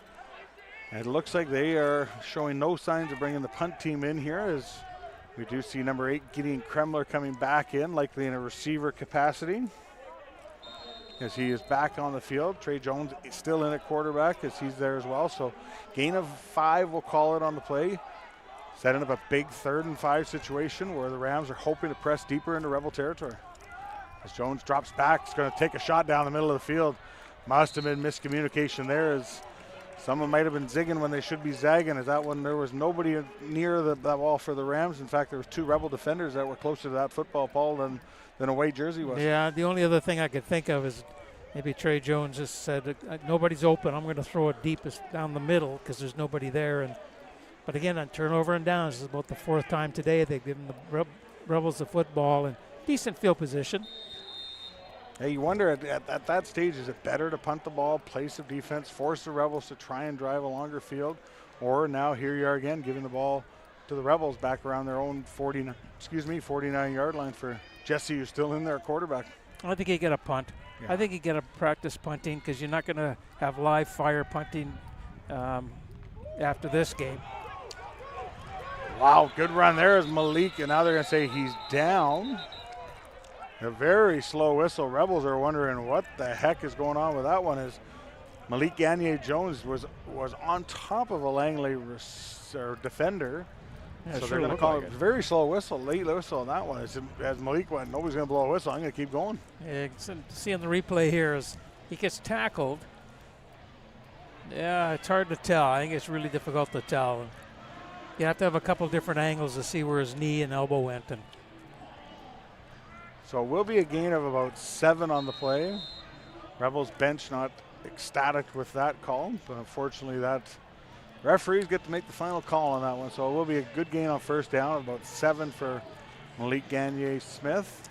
But it was smart on Malik's for him because he didn't hear a whistle. He kept going, and everybody else was kind of slowed down and stopped. They thought he was tackled, which he was. It turns out he was tackled. Now he's going to throw the ball. That's C.J. Vincent. As Jesse was under pressure, he was flushed out of the pocket to his right. Was able to find, I believe that's number 8. It is number 88, C.J. Vincent. As he makes a big catch, as he just kind of settles down in that zone, gave T. Jesse a spot to throw it to and a target, and they connect, and now they're inside the Ram 45-yard line. Yeah, again, just efficient little drives. You get the 1st down, you get the 2nd down. You get the 1st down, you get the 2nd down, and that's what the Rebels have been doing during this drive here, during these drives all year long. You know, the reason they are 8-0 at this point is because they're very efficient offensively. Running play here. No, they're going to fake it. Now it's going to be tossed out. That's C.J. Vincent again as the Rams waiting to make that tackle was number 23 as he was just kind of waiting for C.J. Vincent to get to him. But it should be enough for another Rebel first down as that's back-to-back catches for number 88, C.J. Vincent. Yeah, very simple. They faked a little inside trap with Malik Gagne-Smith, and it froze the linebackers and allowed Vincent an opportunity to just run a little 4-yard out and get what you can get after the catch. So Rebels inside now the 35-yard line. Their scrimmage first and 10 on the Rams 32, we'll call it. Jesse's looking to his left. Some hand signals out here to Passant and Barry, and he's going to look the other way. Now can't find anybody. He's going to throw back across his body. Always nerve-wracking. I think that's a third straight catch for number 88, C.J. Vincent, and his helmet came off. Rebels think there might have been a hit to the head, but no flag on the play. It was pretty violent. I think at the end of the day, you got to take. Could be protocol time to take a look at him. As we're looking on our replay here, as CJ looked to be getting back to his feet, and now the Rebel trainers are going to say, hang on a second. He looked very dizzy as he got to his feet when his helmet came off. It was a good catch. We're going to get a replay here. He was sitting there just making the play, and the Rams came pretty hot and heavy towards him, and had a whole bunch of Rams converge there, and they just got the... The hit came from number 4 in behind the safety. That's where it looked like it came from. It was the Kyle Hush that put a good hit on him, too. Kyle hit him a high, I think it was Kyle. CJ's back to his feet now. That's always good to see. So hope he's okay again. We're going to get a different angle at it here, Paul. See what you see here. As you can see at the back side of it, right there. Actually, it was more. Now on that replay, we look to see it more look like number 6 that was coming back to try and make a tackle. Yeah, Aaron Linden. And yeah, just, again, there is a violent game and things are going to happen, and the officials are out there to make sure the guys play within the rules, and no flags in that one, so it was within the rules. Yes, he's now going to drop back to throw. He's going to take a shot in the corner out to Kieran Passant. Well played there. Tough guy to cover on the far side, as that looked to be number 23, I believe, for Langley. On the far side, Jaden Severy. Nice job of coverage as the ball kind of just hung up. Kieran Passant tried to position his body to make that catch. A good defense by the Rams brings up an incomplete in 2nd and 10. Yeah, Jesse put some air underneath that one. He had him open just around the goal line, but because he had air underneath it, he just pushed the DB and right into Kieran's eyesight, and the DB made a great play on it to knock that ball down. So 2nd down now, 10 yards to go. Rebels at the Ram 21, almost 20-yard line. Jesse's got Passant to his left, and Malik leaks out of the backfield. He's going to try and run. He's almost tripped up there by Noli, but trying to get what he can, and he is going to be, it looks to be from our angle point, and I'm not eagle-eyed short, but I think he's going to be a little bit short on that one. Yeah, it looked like he's a couple yards shy of the first down, but a good run there by Jesse as he looked to almost get tripped up by Evan Noli, but was able to make a bit of a play here with his legs. Yeah, you can see on the replay, it just, once he got pulled down, he was able to maintain his balance, and that's what really helped him. And then his bulk as a strong man, he was able to make that last little couple yards on his own to put them in a manageable 3rd down here. You'd want to try a field goal, but Rebels right now are thinking touchdown. And if you turn the ball over here on downs, it's not going to hurt you because the Rams are going to be starting deep in their own end. So he is about a good 1.5 yards, 2 yards short. As they're going to throw for this one here. Got his man. That is, guess who? Number 3, Cairo Berry just sneaks away from his defender, and he just trots into the end zone.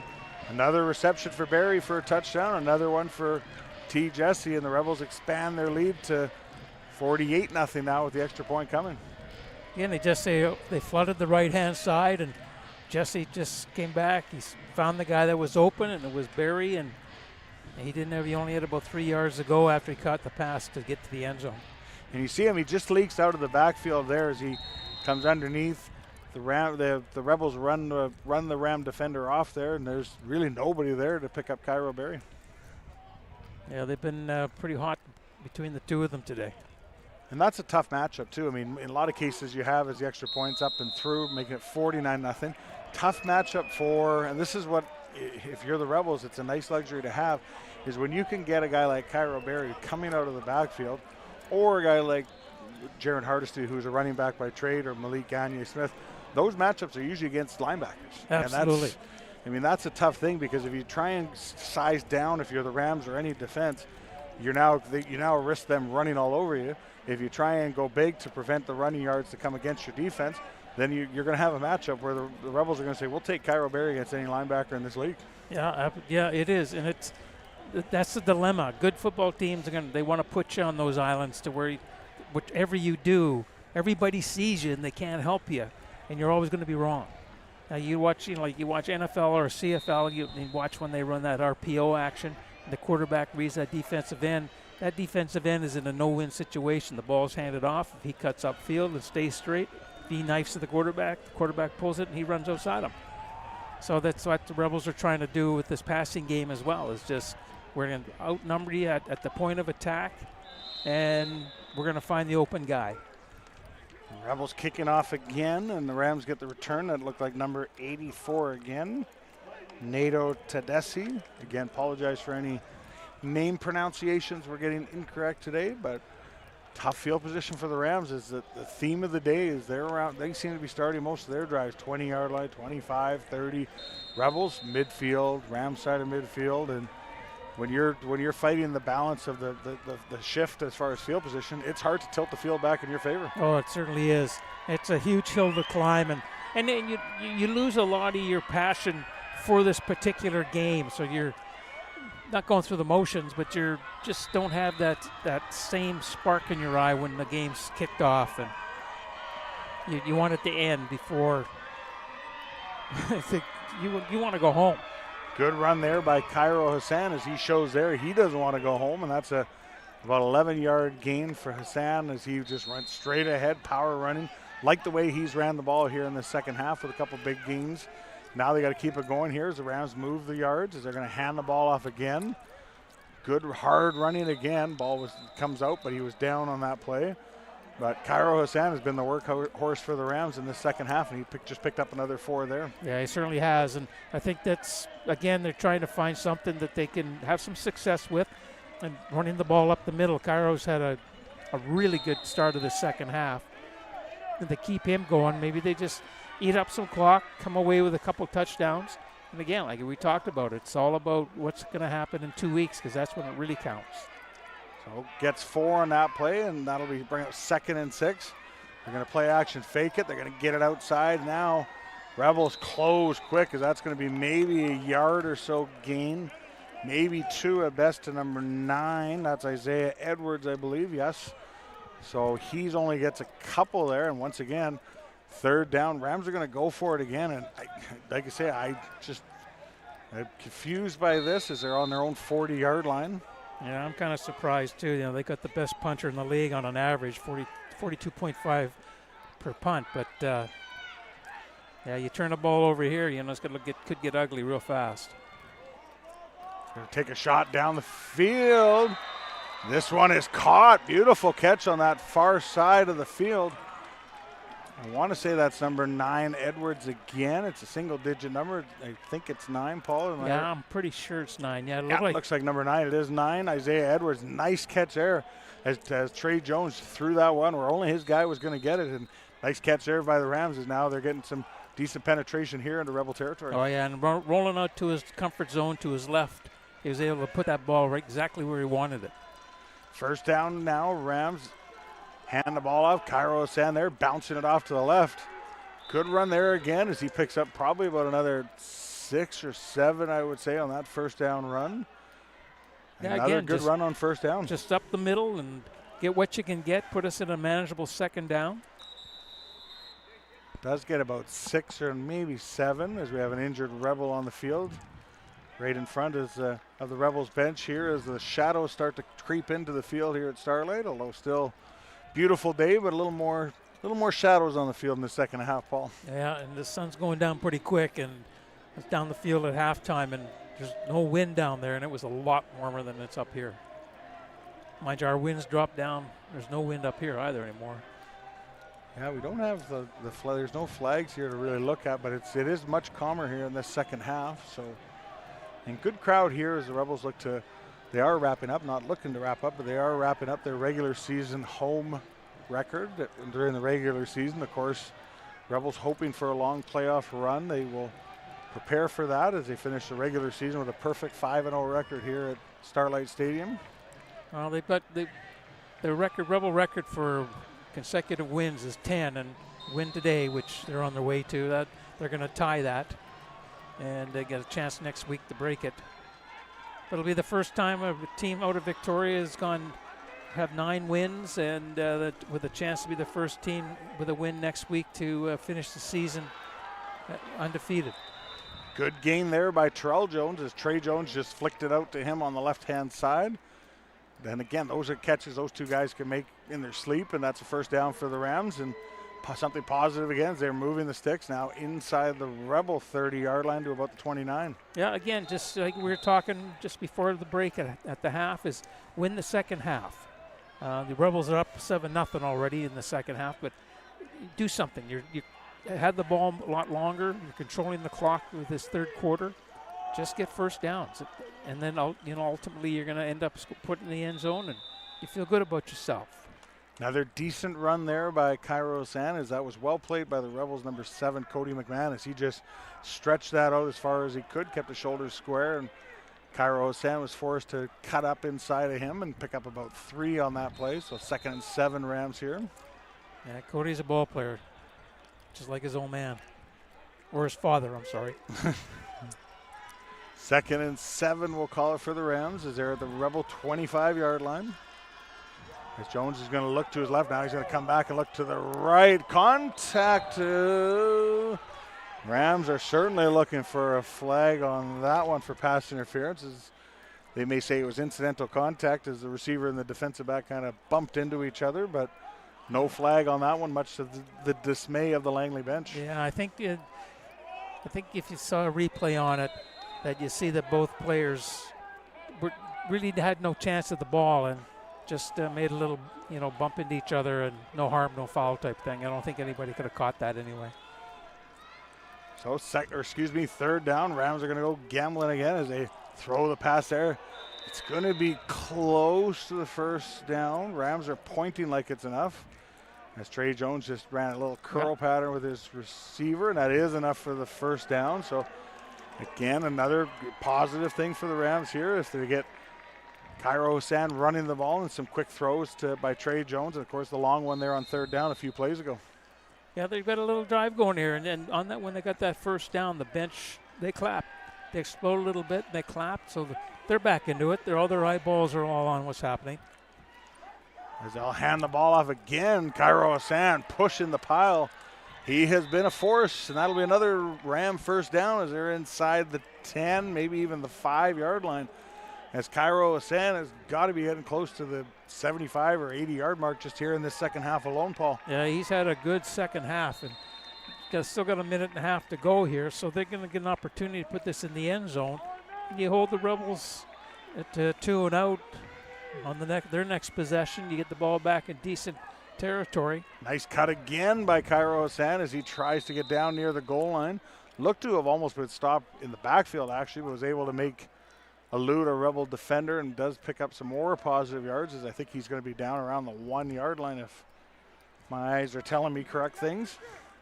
Yeah, maybe the 2. So far away, it's hard to. Maybe the 2, I would say. So, but very close to the goal line that the Rams can taste it here, hoping to get their first major of the day. As Trey Jones now under center, and he's going to push. Flag on the play. It is a touchdown for the Rams as they get on the board. There is a flag, though, however, on the far side of the field. These are usually where either you don't have an end or maybe somebody lines up in the neutral zone. It is an offside against the Rebels. That'll be declined. Rams are on the board with their first major of the day as Trey Jones takes it in from about 1.5 yards out. And the horns go for the Rams fans that made it over on their fan bus here today, showing support for their boys. They get on the board now, trailing 49-6 with the extra point coming. Yeah, again, a good drive. They got help with a penalty or two, but just a good little drive. Get in the end zone, you're going to make the score 49-7 in a second here. As the extra point is coming, the hold is down, kick is up, and kick is good. 49-7, as we mentioned, as we have about 46 seconds left here in this third quarter here.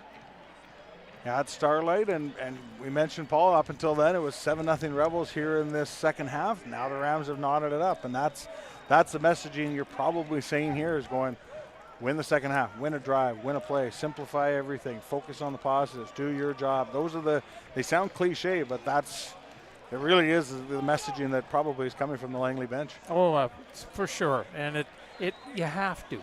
It's one of those things that you got to keep these guys sharp. You got to make sure that their game is still focused on the game of football, or their mind is focused on the game of football, and just reminding them that, hey guys, we're going to be back here in 2 weeks. So what we do now is going to help give us a little bit of a boost. The Rams will be kicking off now as they kind of squib one through the middle, trying to get it down to the back guys here. It's picked up there by, looks like Malik Gagne-Smith as he darts around, makes a couple man miss. Once again, good field position. The Rams try and get that ball out. Almost did there as Malik got close to his 50-yard line, but Rams are trying to get that ball out of there, but good field position again for the Rebels after that return by Malik Gagne-Smith. Yeah, that was a really nice return. And just, got what he could get. He had some good blocking, a little shifty couple moves, pick up a bit more, but again, Rebels are starting in really good field position, 6 yards or a yard from their own 50-yard line, but looks like we got a quarterback change for the Rebels. Like Ethan Pickard is in, number 13. Yeah, T. Jesse's day looks to be done as he's got the baseball cap on and chatting with offensive coordinator Rob Lervold. So good opportunity for Ethan Pickard here to get some valuable reps, and this is important for him in the second year with the Rebels. As he barks his signals, he's going to flip it out there. Why not to Cairo Berry? A host of white jerseys around. Late flag on this play. That might have been a legal block on the edge by the Rebel. I'm not sure what didn't get his number, but he made a block on the linebackers who's coming in. And as Cairo's looking, going, what happened there, guys?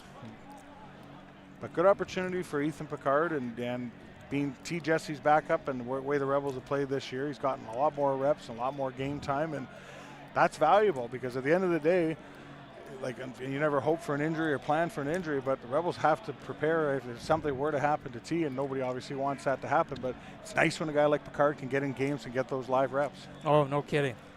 No kidding.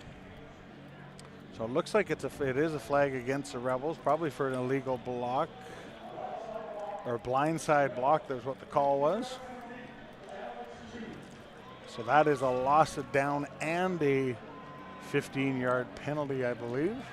Yeah, Ethan's not a bad, in a very limited role. He's 23 of 45 for 355 yards. He's thrown 3 touchdowns and 2 picked off, but he's not a flag or a football. Sorry, somebody threw a football up in the stands. It's kind of orange. I think they're got to figure out this yardage marking because they called a blindside block, but it looks like it's right now like a 25-yard penalty. That looks to be, by my math. I guess they take it from the spot of the foul. Spot of the foul maybe, and then go back 15 from there. So it's second and a whole bunch for the Rebels as they need to get to the 51-yard line of the Rams, and that's a long way away, but Pickard will drop back and now looking to find a receiver as he dances around there, and he's going to be sacked there as the Ram defenders get to him, and that's number 44, Evan Noley, the force up the middle for the Langley Rams. He's been making plays all day long, and he's a load in there to handle. He gets to Pickard. Now the Rebels punt team will come out as that's the end of the third quarter there with the score. The Langley Rams getting on the board now, trailing 49-7, but good defensive series there for the team in white. It was, and 5th sack of the year for Evan, and he leads the team in that category. But yeah, that's what they need. They need that little bit of a boost. Get in the backfield, make your sack, tackle for loss, stretch a play where there's limited gain, incomplete passes. And once you get into that rhythm mentally, then you start to smile. You have some good times on the football field, and you're not thinking that it's 49-7 or 28-4, whatever the score is. You're just out there having fun playing football, doing your job. So we will start the fourth quarter. As once again, we have some delayed updates from around the BCFC. We do have a final. That was a game earlier, as we mentioned before. 39-3, the Valley Huskers over the Kamloops Broncos up in Kamloops at Hillside Stadium. Congratulations to the Huskers on that victory. And at halftime in Kelowna, it is 31. This is a late update. I'm sure it's probably at the same point we are, but at halftime it was 31-10 for the Okanagan Sun over the Prince George Kodiak. So we'll try and get you an update on that game, as a more current update, but it was 31-10 at the half for the Sun up at the Apple Bowl. So that game started at 4 o'clock, the same time here. So I suspect they're either at the end of the third like we are, or beginning the fourth as we are now. Yeah, I think it's their timing's pretty close to both games, but you gotta don't feel for the Rams and the Sun. They missed that game due to the fires and all the smoke in Kelowna, and logistically, we couldn't make it work. But you'd like to play again, 10-game season, but they might meet again. You never know. Never know when the games might come to fruition. As the Rebels will be punting here deep in their own territory. The Rams very, very deep after this, where the returners lined up. I think that's Jaden Severy. Ooh, that was almost blocked. Rams going to get good field position here. Severy catches on this side of midfield. Great nice downfield tackle. Coverage there by number 16, Riley Burfello. As I believe that was 16 there. Nice downfield tackle on the special teams cover for him. But Rams have good field position here now, scrimmaging at the 50-yard line after the nice downfield tackle by Burfello. Yeah, Marcus Jones, the kicker, was lucky to get that ball away. The Rams brought not a lot of heat, but they found the little seams, and they got a couple guys in his face pretty quickly. Yeah, I thought he was very deliberate on that one too, and that might be something that the Rams think they might be able to capitalize it when these teams meet again, and say maybe we might be able to get one here next time we play these guys and get a block. When the Huskers were here playing the Rebels, they did the little funky little punting thing, and a couple of times they recovered onside kick with onside men. So those are little things that teams will be looking at film about, and maybe the Rams come up with something special team-wise that's going to confuse the Rebels, and hopefully their offense clicks in, and in 2 weeks we don't have a 49-7 score. Good run there as Cairo Osan continue his excellent play here in the second half as he goes for about 14. Nothing flashy, just straight at this Rebels defense. And I think that's where you have success, is when you run right at them, not trying to go to the sidelines and stretch field. Cairo Osan has another big gain of 14 on the play as the Rams look to move it. As Jones flicks it out there, Jaden Severy's got it on the far side. That's a good positive gain again, probably about 5 there for the Rams. As Trey got rid of that ball well, Severy was able to catch that. Peter Primo, number 31, made a really nice tackle on that play. Call it 6 actually gained for the Rams there as they're inside the Rebel 30-yard line. So good play for the Rams again as they're looking to continue to push this offensive drive here, hopefully into the end zone. The Rebels come with the blitz this time. Cairo Osan gets away from it. He's going to be maybe a little bit short of the first down here, as that was 2nd and 4. I think he probably got about 3 maybe. We'll see where the spot is. Yeah, it looks like he's about a yard shy. So definitely gambling time here for head coach Jordan McCarty here, as Cairo Osan continues to rack up yards here in this second half. Yeah, again, just nice strong run, just right up the middle. Get what you can get. As they're in the shotgun formation here, which is surprising on 3rd and short, but they're going to play action pass this run. They do zip it out here to number 5. Trying to get aerial in for a holding penalty here. It is going to be enough for the first down. That's number 5 for the Rams. Oxchoma. That was number 5, Brox Camilla for the reception, the former Rebel actually. Oh, that's right. Yeah. I forgot about that. Yeah. New Westminster Hyack, if my memory is correct. So good play there from Jones to Brox Camilla for the first down. And that'll be another positive thing for the Rams as they move the chains. Jones gets his signals from the bench as he comes back into the huddle here. Under 12 minutes left here at Starlight Stadium. As the fans are getting into it on the far side of the field with some noise and cheering for the home team. As Trey Jones drops back, pressure's going to come at him. He's throwing the ball. No flags on the play. That was in between the two defenders. Trey Jones looks to be frustrated with what his receiver routes was doing, as there looked to be some confusion between the receiver and the quarterback there. As you could tell, Trey was a little displeased at where his receiver was on that play. Yeah, I agree. I think he was looking for somebody to be in a different area, and he was placing the ball and say go get it, but he had nobody there to go get it. So second down now. Again, Rams in good position here to cut into this 49-7 lead. As Jones barks his signals, 3 receivers to his right, 2 to his left. He's going to look to his left now. He's got pressure in front of him. Going to try and make a play with his legs. Good job there by Trey Jones. He's deep in Rebel territory. Goes out of bounds. Finally pushed out of bounds after a good gain there by number 6 for the Rebels. That was Riley Burfello, number 6. Pushed him out of bounds there. So good run. First down there by Trey Jones as he gets a nice run there on second and long, and the Rams are in business. He wants to throw the football, because they want to score as many points as they can here, but everything's shut down. He just uses his legs, and Trey's good at doing that with his feet, and it's something the Rams should, work on and try to utilize moving forward. Cairo Hassan again trying to push the pile here as the Rams offensive line trying to push that Rebel defensive line is back to their own goal line, but again, good positive yards by Cairo Hassan as he picks up probably about 6, I would say, on that play. Is there a yard or 2 away from getting in the end zone again? Yeah, again, just hitting the middle. They've had really good success here in this second half with Hassan just running up the middle, in the A gap, basically. Just run up the middle, follow the guards. Trey Jones in the shotgun again, moves his running back over, hands the ball off. Rebels were waiting for Cairo Hassan there as they got some good penetration there on the Ram offensive line. That's going to be a loss of a couple at least as he goes back about 3 or 4 yards there. Good penetration by the Rebel defensive line. Yeah, they beat them to the hole, that's for sure. I think they knew it was going to be Hassan's going to get that football, and so they just plugged it up. And that's a big play here as we're under 10 minutes. We're getting close to 9.5 here at Starlight. Rams trying to get in the end zone for a second time in this half.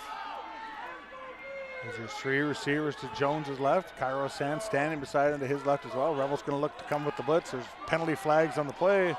It's thrown, look out! Ew, bobbled in and out of the hands of a couple of players. A defensive player on the far side. We didn't get a number because it's far, far away from us. And a Rebel player, a Ram player, had a chance to make a catch there as well, but it's incomplete. But as you can see, there's a flag on the field right in front of our outstanding camera crew down there at about the 5-yard line of the Rebels. yeah, I think that might have been offside against the Rams. The slap back looked like it was a little early. Yeah, that's what they're calling. Yeah, that was almost a pick. And number 14. Okaluna could get his hands on that. He was gone. Yeah, that could have been 6 going a long way. As long as you don't run out of gas and can't run that that's far. true. I don't think you or I, if we intercepted that, could make it all the way down to the other end. I think those days, but these young guys can. Oh, I would take about 4 steps and flip it to somebody else. I thought you were going to say it would take you about 4 days to get down into the field. Nowadays it might. But Rams, good drive there. Unable, unfortunately, capitalize as the Rebels will take over. But if you're a Ram fan and you're watching this at home, it's nice to see the Rebels back in their shadows of their own goalpost instead of the other way around. Yeah, it's been a while since they've been down there, but no, you give credit to the Rams in this third and first part of the fourth quarter. They played quite well offensively and defensively. Picard still in the quarterback here as he's taken over from T. Jesse. Good run there as that's Malik Gagne-Smith. Look out, speaking of getting in the open field, it's going to be a foot race as Malik Gagne-Smith finally runs out of real estate as he goes down the left side. That is a massive gain for him as he just took it from his own 6-yard line. Now he'll be in Ram territory at about the Ram 47-yard line. So Big gain there by Malik Gagne-Smith as he gets out of trouble for the Rebels offense after a big gain. And it's on the replay, you can see once you got through the line of scrimmage, it was speed, a little bit of moves, and then just run as fast as you can, and hopefully there's nobody on the wearing white jerseys that's faster than you. Looks to be about a 57-yard gain or so for Malik Gagne-Smith as he's ran out of gas here, so they'll flip it out to Kieran Passant. Makes one man miss, makes the second. Finally tripped up there. There's a late flag Face on mask, the play. I think, on that one. That was number 8, Gideon Kremler, getting some time on safety there, finally bringing down Kieran Passant. And I didn't think they were going to give that one to Malik after that long run there, as they need to give him a little bit of a break, so they play action, didn't throw it out to Kieran Passant, but that is a 15-yard penalty. You are correct again, Mr. Short. So a 15-yard penalty against the Rams, and you see how quickly the Rebels can get from their own 6-yard line. Now after a big run, a 15-yard penalty, and now they're inside the Ram 30-yard line. Yeah, an opportunity here to add to their total. But more importantly, it's giving Picard an opportunity to direct the team here against a really good Ram defensive front. Picard drops back. He's going to throw it out. That's Kenfack again on the far side. Dangerous throw, too, as again, if that one hangs up a long time, you got to worry about the Langley Rams taking that one back the other direction. But Picard and Kenfack were able to connect there, and that's a gain of about 6 or 7 on the play. Yeah, again, just a nice, simple little route, run down, turn around, the ball's going to be coming at you. Get your eyes open, get your hands up, and make the catch.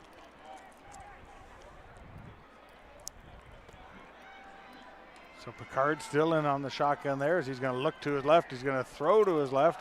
This one's hanging up, and is that Cairo Berry on the far side? It looks like number 3. Yes, it is. So he almost was playing defense on that one. That kind of drifted more towards the goalpost, and you could see Cairo Berry on that one. He was kind of going, oh, I got to play some defense here and make sure this isn't intercepted. Yeah, I think that's what, once the ball was up in the air a little bit and coverage was pretty good, Cairo he flipped over from being a receiver to a defensive back to make sure that the pass wasn't intercepted and allow his team an opportunity to try a field goal.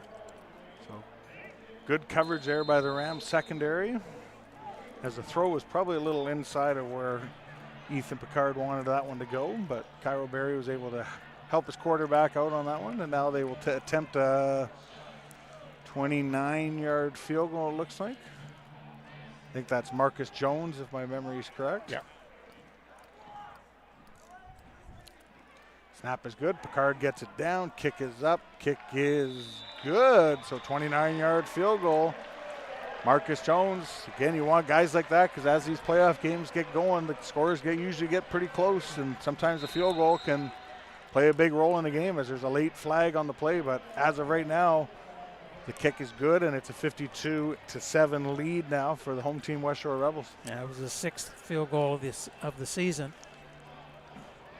I think there's a talking penalty against the Rams here. So they pointed to the Rebels. I think they said Rebels, but they pointed to the Rams and said Rebels.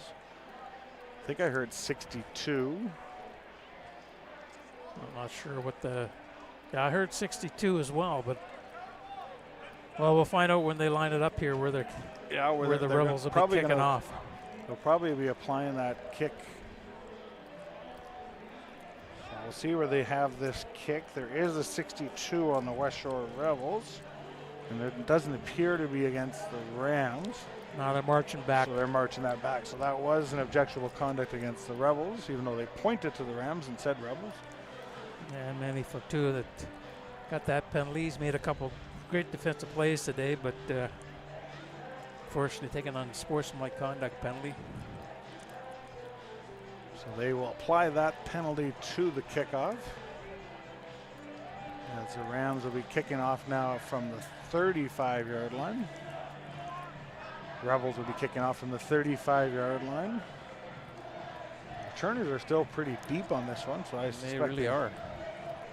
I wonder if they should be moving up with the penalty yardage, perhaps, but we'll see here as Rebels will be kicking off with under 7 minutes here.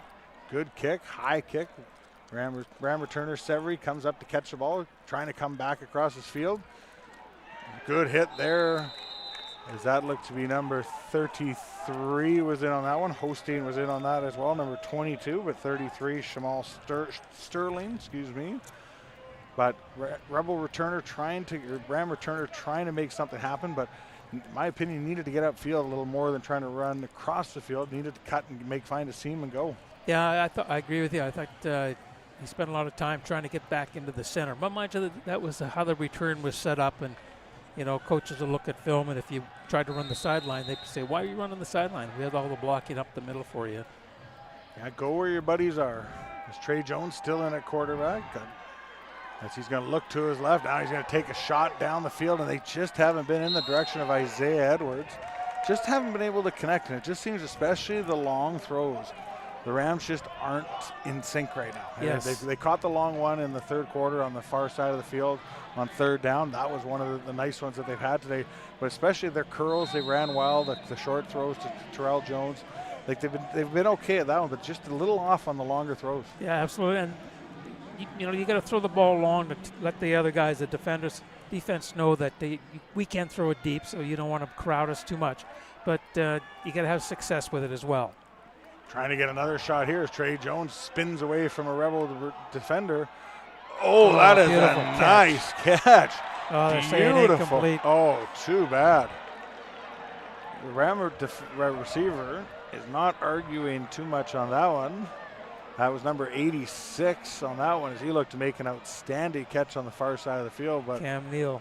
Unfortunately for the Ram fans, that will be an incomplete pass as much as it hit the turf. But good job by Trey to buy a little extra time with his legs. And you can see Neal trying to haul it in. And I guess they're saying he used the turf to secure that catch. So not a whole lot of argument from Neal or the Rams bench. So that'll bring up third down for the Rams, and they look to be going for it. Yeah, and he was pretty close to the sideline, so he might have, able to make the catch, but coming down out of bounds first. But yeah, another third down gamble. There's been a lot in this game by these guys. Low snap. Trey's trying to. He's just going to concede there. So unfortunately for him, his eyes took the ball. The snap was low, and unfortunately Trey is forced to jump on that one. And once again, the theme was at the start of the game and was slowly getting away after some success by the Rams in that third quarter. You're giving the Rebels the ball at your own 33-yard line here. So great field position here for this Rebel offense. Yeah, it's one of those games that the Rams aren't going to, keep in their mind very long. As Picard still in at quarterback here, I suspect he will finish this one out for the Rebels as T. Desch's day was done some time ago with another solid day, including breaking a BCFC record. Once again, congratulations to T and his teammates for that one. It's a great accomplishment. As Ethan Picard looked to bobble that snap, is able to zip it out there. There's going to be a flag on the play. We had holding on number 11 on the Rebels. Another late flag here, maybe regarding the tackle on the Rams. So this looks to be probably one flag against each player as Tyler Metcalf for the Rebels was able to make that catch there. And Kwame Franklin with number 11 was doing some blocking downfield. I think he got his hands outside the defender and definitely called for holding. Holding against the Rebels, unnecessary roughness against the Rams. So that's going to move it up 5 yards and give them first set of downs, first down. I suspect that's what's going to be called here.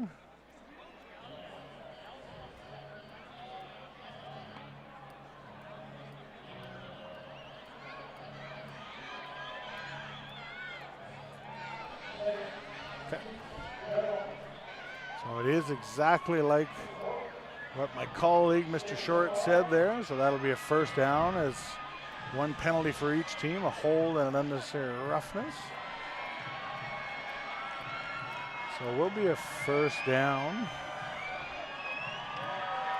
for the Rebels as the fans are cheering on this offense.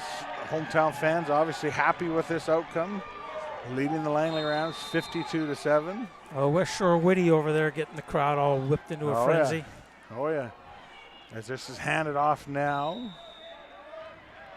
We'll get a number there. That's number 26 for the Rebels as they continue to get some guys into Manny Mansouri, as you mentioned, trying to get some guys in there and get some action here. There's a lot of guys that are trying to make, like we mentioned earlier in the first half, trying to make that playoff roster. That are saying, hey, they're saying to Coach Janke, Coach Lerville, look at me. I can do some things. I can help this team. As that's another catch there as Picard threw that to a spot. That is a great throw as he's able to connect with number 84, Rick Parmar. I thought Rick could have run a little bit farther. I thought when he caught that, he wasn't any white jerseys really in the vicinity, and he was going in an area where maybe he suspected there was some white jerseys, but there was none. But still a good connection for Picard. There's some late substitution for the Rams.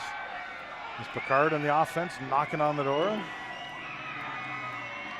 They're going to throw it. Now he gets down because there definitely was some white jerseys there.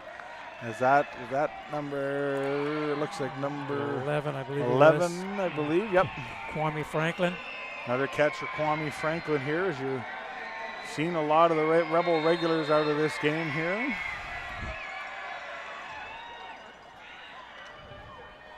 As Picard in the offense looks to be driving here. As they're down, knocking on the door again. Handoff now to number 26, Mansour again. He's trying to push the pile here. He's not going to make it in, but it was first and goal for the Rebels, so they're going to be a little bit closer here to that touchdown area here as the Rams continue to make a couple substitutions. Yeah, I'd say they're down close to the one, maybe 1.5.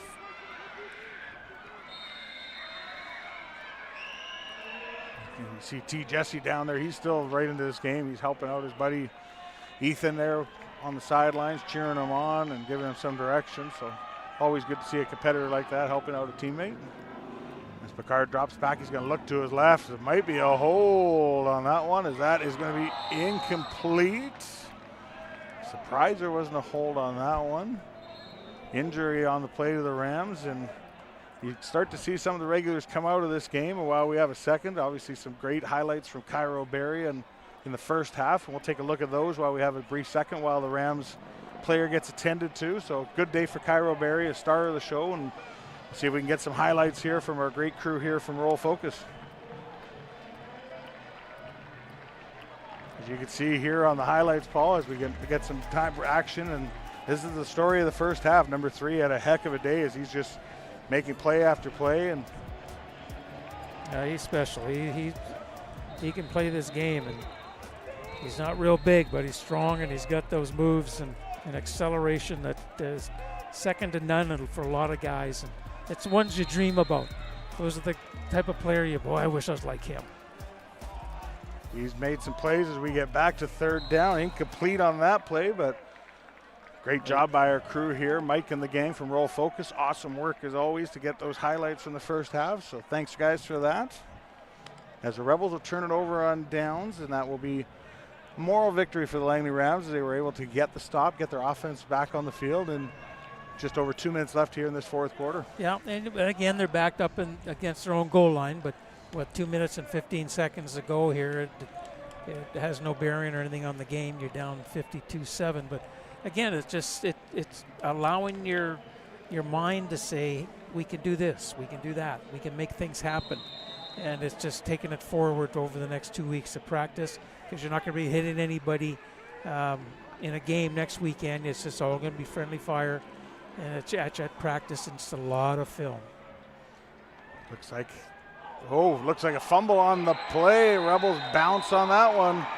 Unfortunate break for the Rams, as their defense will have to come back on the field with just over 2 minutes left.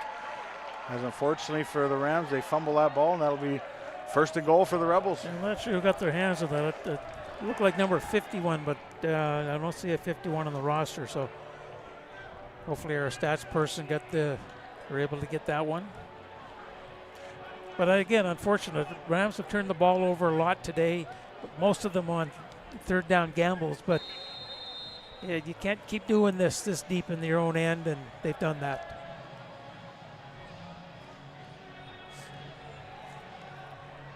And we'll get an out-of-town scoreboard up at the Apple Bowl in Kelowna after this play, but Ethan Picard here has got the offense back deep in Ram territory after the turnover. barks the signal. Now he's going to look to his left. He's going to throw to his left, throwing to the pylon. That'll be a catch, and one that looked pretty easy on that far side for number 8, Kieran Passant. That's at least his second on the day, as that's one where it's they're throwing to that back corner flag, and as soon as Ethan Picard let that one go, I think he knew he was going to be celebrating a touchdown with his buddy Passant. Oh, absolutely, and I think I don't want to say it's easy because it isn't, but you just allow your receiver to run, and then once the receiver sees the ball in the air, then he can accelerate, and you just create that separation between you and the DB, and the ball drops in your arms, and you put 6 on the board. And it's one of those throws as the extra point comes up here. It's one of those throws that, like, the quarterbacks and receivers practice that. They practice that back pylon throw, and they know that the timing is so there that they know when as soon as they let it go, it's almost like having a good golf swing. Not that I'd have one of those ever, but you can see there he's throwing it right to that back corner, and that's right on the money. And I bet you Picard probably knew that was going to be 6 points the minute he let it go. Oh, absolutely. And like you say, they practice this type of stuff all the time. No, it's been. I'm looking at the score. I wonder. Well, I can look it up when I get home. But is this the most points the Ram team has ever put up? I wonder. I mean, like the Rebel team in like franchise history for them, or no, because they beat Raiders a couple weeks ago, gotcha. 95. Yeah, but for the season, you're talking maybe. Yeah, for the season, they're pretty close to the tie, and the Raiders are taking over the Raiders, the 2011 Raiders team. But for the Rams, is this the most they've ever scored against them? It might be. So out-of-town scoreboard, we mentioned up at the Apple Bowl, as they're looking for a flag. The Rams were on that particular play, but the Sun after 3 quarters, and it's a bit more of a current update, as they're probably now a little bit closer to we are time-wise, but 59-10, the Sun lead the Prince George Kodiaks after the 3rd quarter, so the Sun will no doubt win that game and improve their record to having only 1 loss at 6-1 after that game. Excuse me, 7-1 after that game. Right. So they will be 7-1 after that game, assuming that score holds. And of course, their only loss came right here against these Westshore Rebels. Well, it'll be interesting next week with the Sun playing the Valley Huskers, and they're going to be opponents in the first round of the playoff. Those two what teams type of met. game would be like? Yeah, and those 2 teams met. I'm sure the Huskers are thinking they're vastly improved. They met early in the season, and quite frankly, the Sun won that one by a fairly large margin. But I think the Huskers are obviously feeling good about themselves. They've since had 2 wins against their crosstown rival Rams. They've done some good things. I think they're going to think this game next week against the Sun is going to be a much different contest. I agree. And they are playing really good football. Coach Reese has got them really playing good defense. And you're running behind Reese White, who's today ran for over 1,000 yards on the season, put him over 1,000. And it's the 2nd year in a row he's done that. Yeah, for a guy like Reese, I mean, we watched him play last year, and what he did last year, had a fantastic season. And it's funny, at the start of this season, to me, it just wasn't as visible. But as the games become more important, as the games get closer to the playoffs, he's just been lighting it up. And you look at his stats, you're like, wow, this guy's had a hell of a year. Yeah, and that's what you'd expect out of a player of his caliber. Oh. But it just looked like he wasn't himself in the first half of the season for the Huskers, and now he's playing at an exceptionally high level. Absolutely, and they got him kicking field goals and converts. I'm not sure what happened to Aiden Saunders, because he was a normal punter and place kicker. But Reese has taken over, and he's got the guys fired up. And Coach Reese has really got the guys playing good football. So that's why it's going to be interesting. And it's the same with this game here. It's out of hand, but it's a different focus when playoffs come. Your bench is cut down. There's going to be players that you just can't turn around on the bench and say, okay, we need you in there, because you got to really be picky on who you're going to dress for that particular game. So anything can happen, but it's just for the Rebels that stay the course. You're doing everything you've been doing all year has been successful. And for the Rams to just put this one behind you and just work, and you're going to have 2 weeks to prepare for the next one. And you wonder here, as the handoff comes here, you wonder if you're a Rams fan or if you're a Rams supporter, or even if you're the Rebels, saying, okay, in a 3rd game, number one, it's awfully hard to beat a good football team 3 times in one season. Correct. That's something coaches always say. So if you're the Rebels, you're saying that. We got to beat a very good football team 3 times in one season. Never an easy task. But what is that game going to look like? Is it going to be what we saw in Langley a few weeks back, where the Rams had the lead going into the fourth quarter? Is it going to be what we've seen here, where the Rebels jumped out to 21-0 lead early in the first quarter here? What are we going to expect in that third game? And that doubt could help the Rams, because they're saying, hey, we've been there before, we've done it against this team.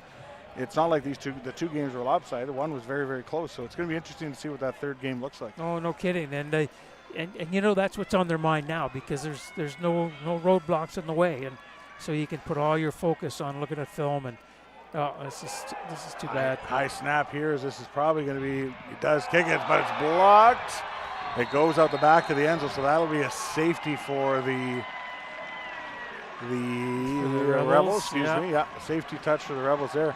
But you wonder, obviously the Rebels, the next game where these teams are going to be playing, they're starting off 0-0. So that's where you look and say, whatever happens now or whatever happens, those points don't carry over. You're the Rams. You're saying, we're starting 0-0. Now, are we going to play like we did and challenge this Rebel team and get out and get going like we did in Langley?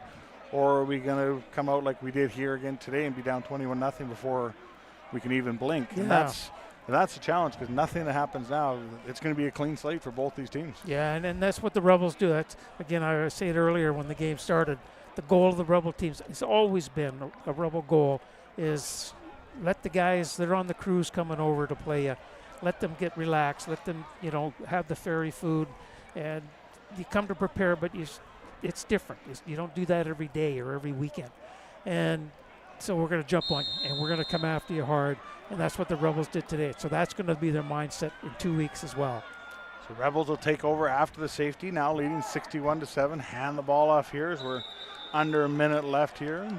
Probably a couple knees are going to come here pretty soon, maybe after this series, but a good showing for the Rebels, especially on the offensive side of the ball.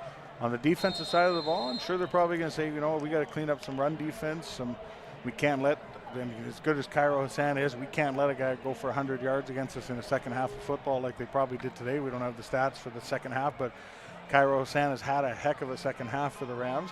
And that's something that I'm sure Coach Janke and this coaching staff are going to clean up here and headed into their last game in the playoffs. Oh, absolutely. And I think you got to give congratulations out to the Rebels. That this win today gives them 9 on the season. It's a franchise record.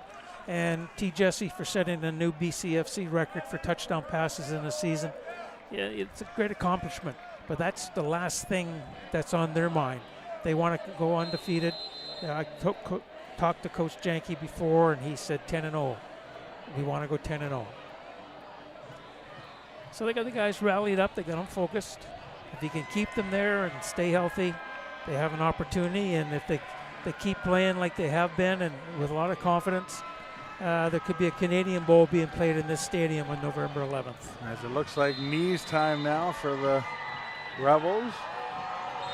As they're going to one more, and the fans come to life here at Starlight. Good crowd here, loud crowd, lots of excitement on the far side. So Rebels will be celebrating a perfect 9-0 record, a perfect 5-0 at home, and that's your final score here at Starlight, 61-7. As the coaches come together to shake hands and congratulate each other. And like you said, Paul, kudos to the Westshore Rebels for coming out and making a statement game here on home field. Well, certainly wasn't what I expected. I thought it was going to be like the last time they played, a really close, maybe 14 points separating them, 10 points, something like that. But I did not envision a 61-7 score. Lots more exciting action coming to you from across the BCFC as we finish off this week. We got next week before the playoffs coming, and we know we'll be back here at Starlight Stadium. Please check our social media channels to find out latest updates on scores and dates and times and all that good stuff. And on behalf of my good friend and BC Football Hall of Famer Paul Short, I'm Tyler McLaren saying thank you very much for joining us. Congratulations to the Westshore Rebels, and thanks for joining us on BCFCTV.com. and TELUS Optic TV. Good night and be safe. Thank you for joining us.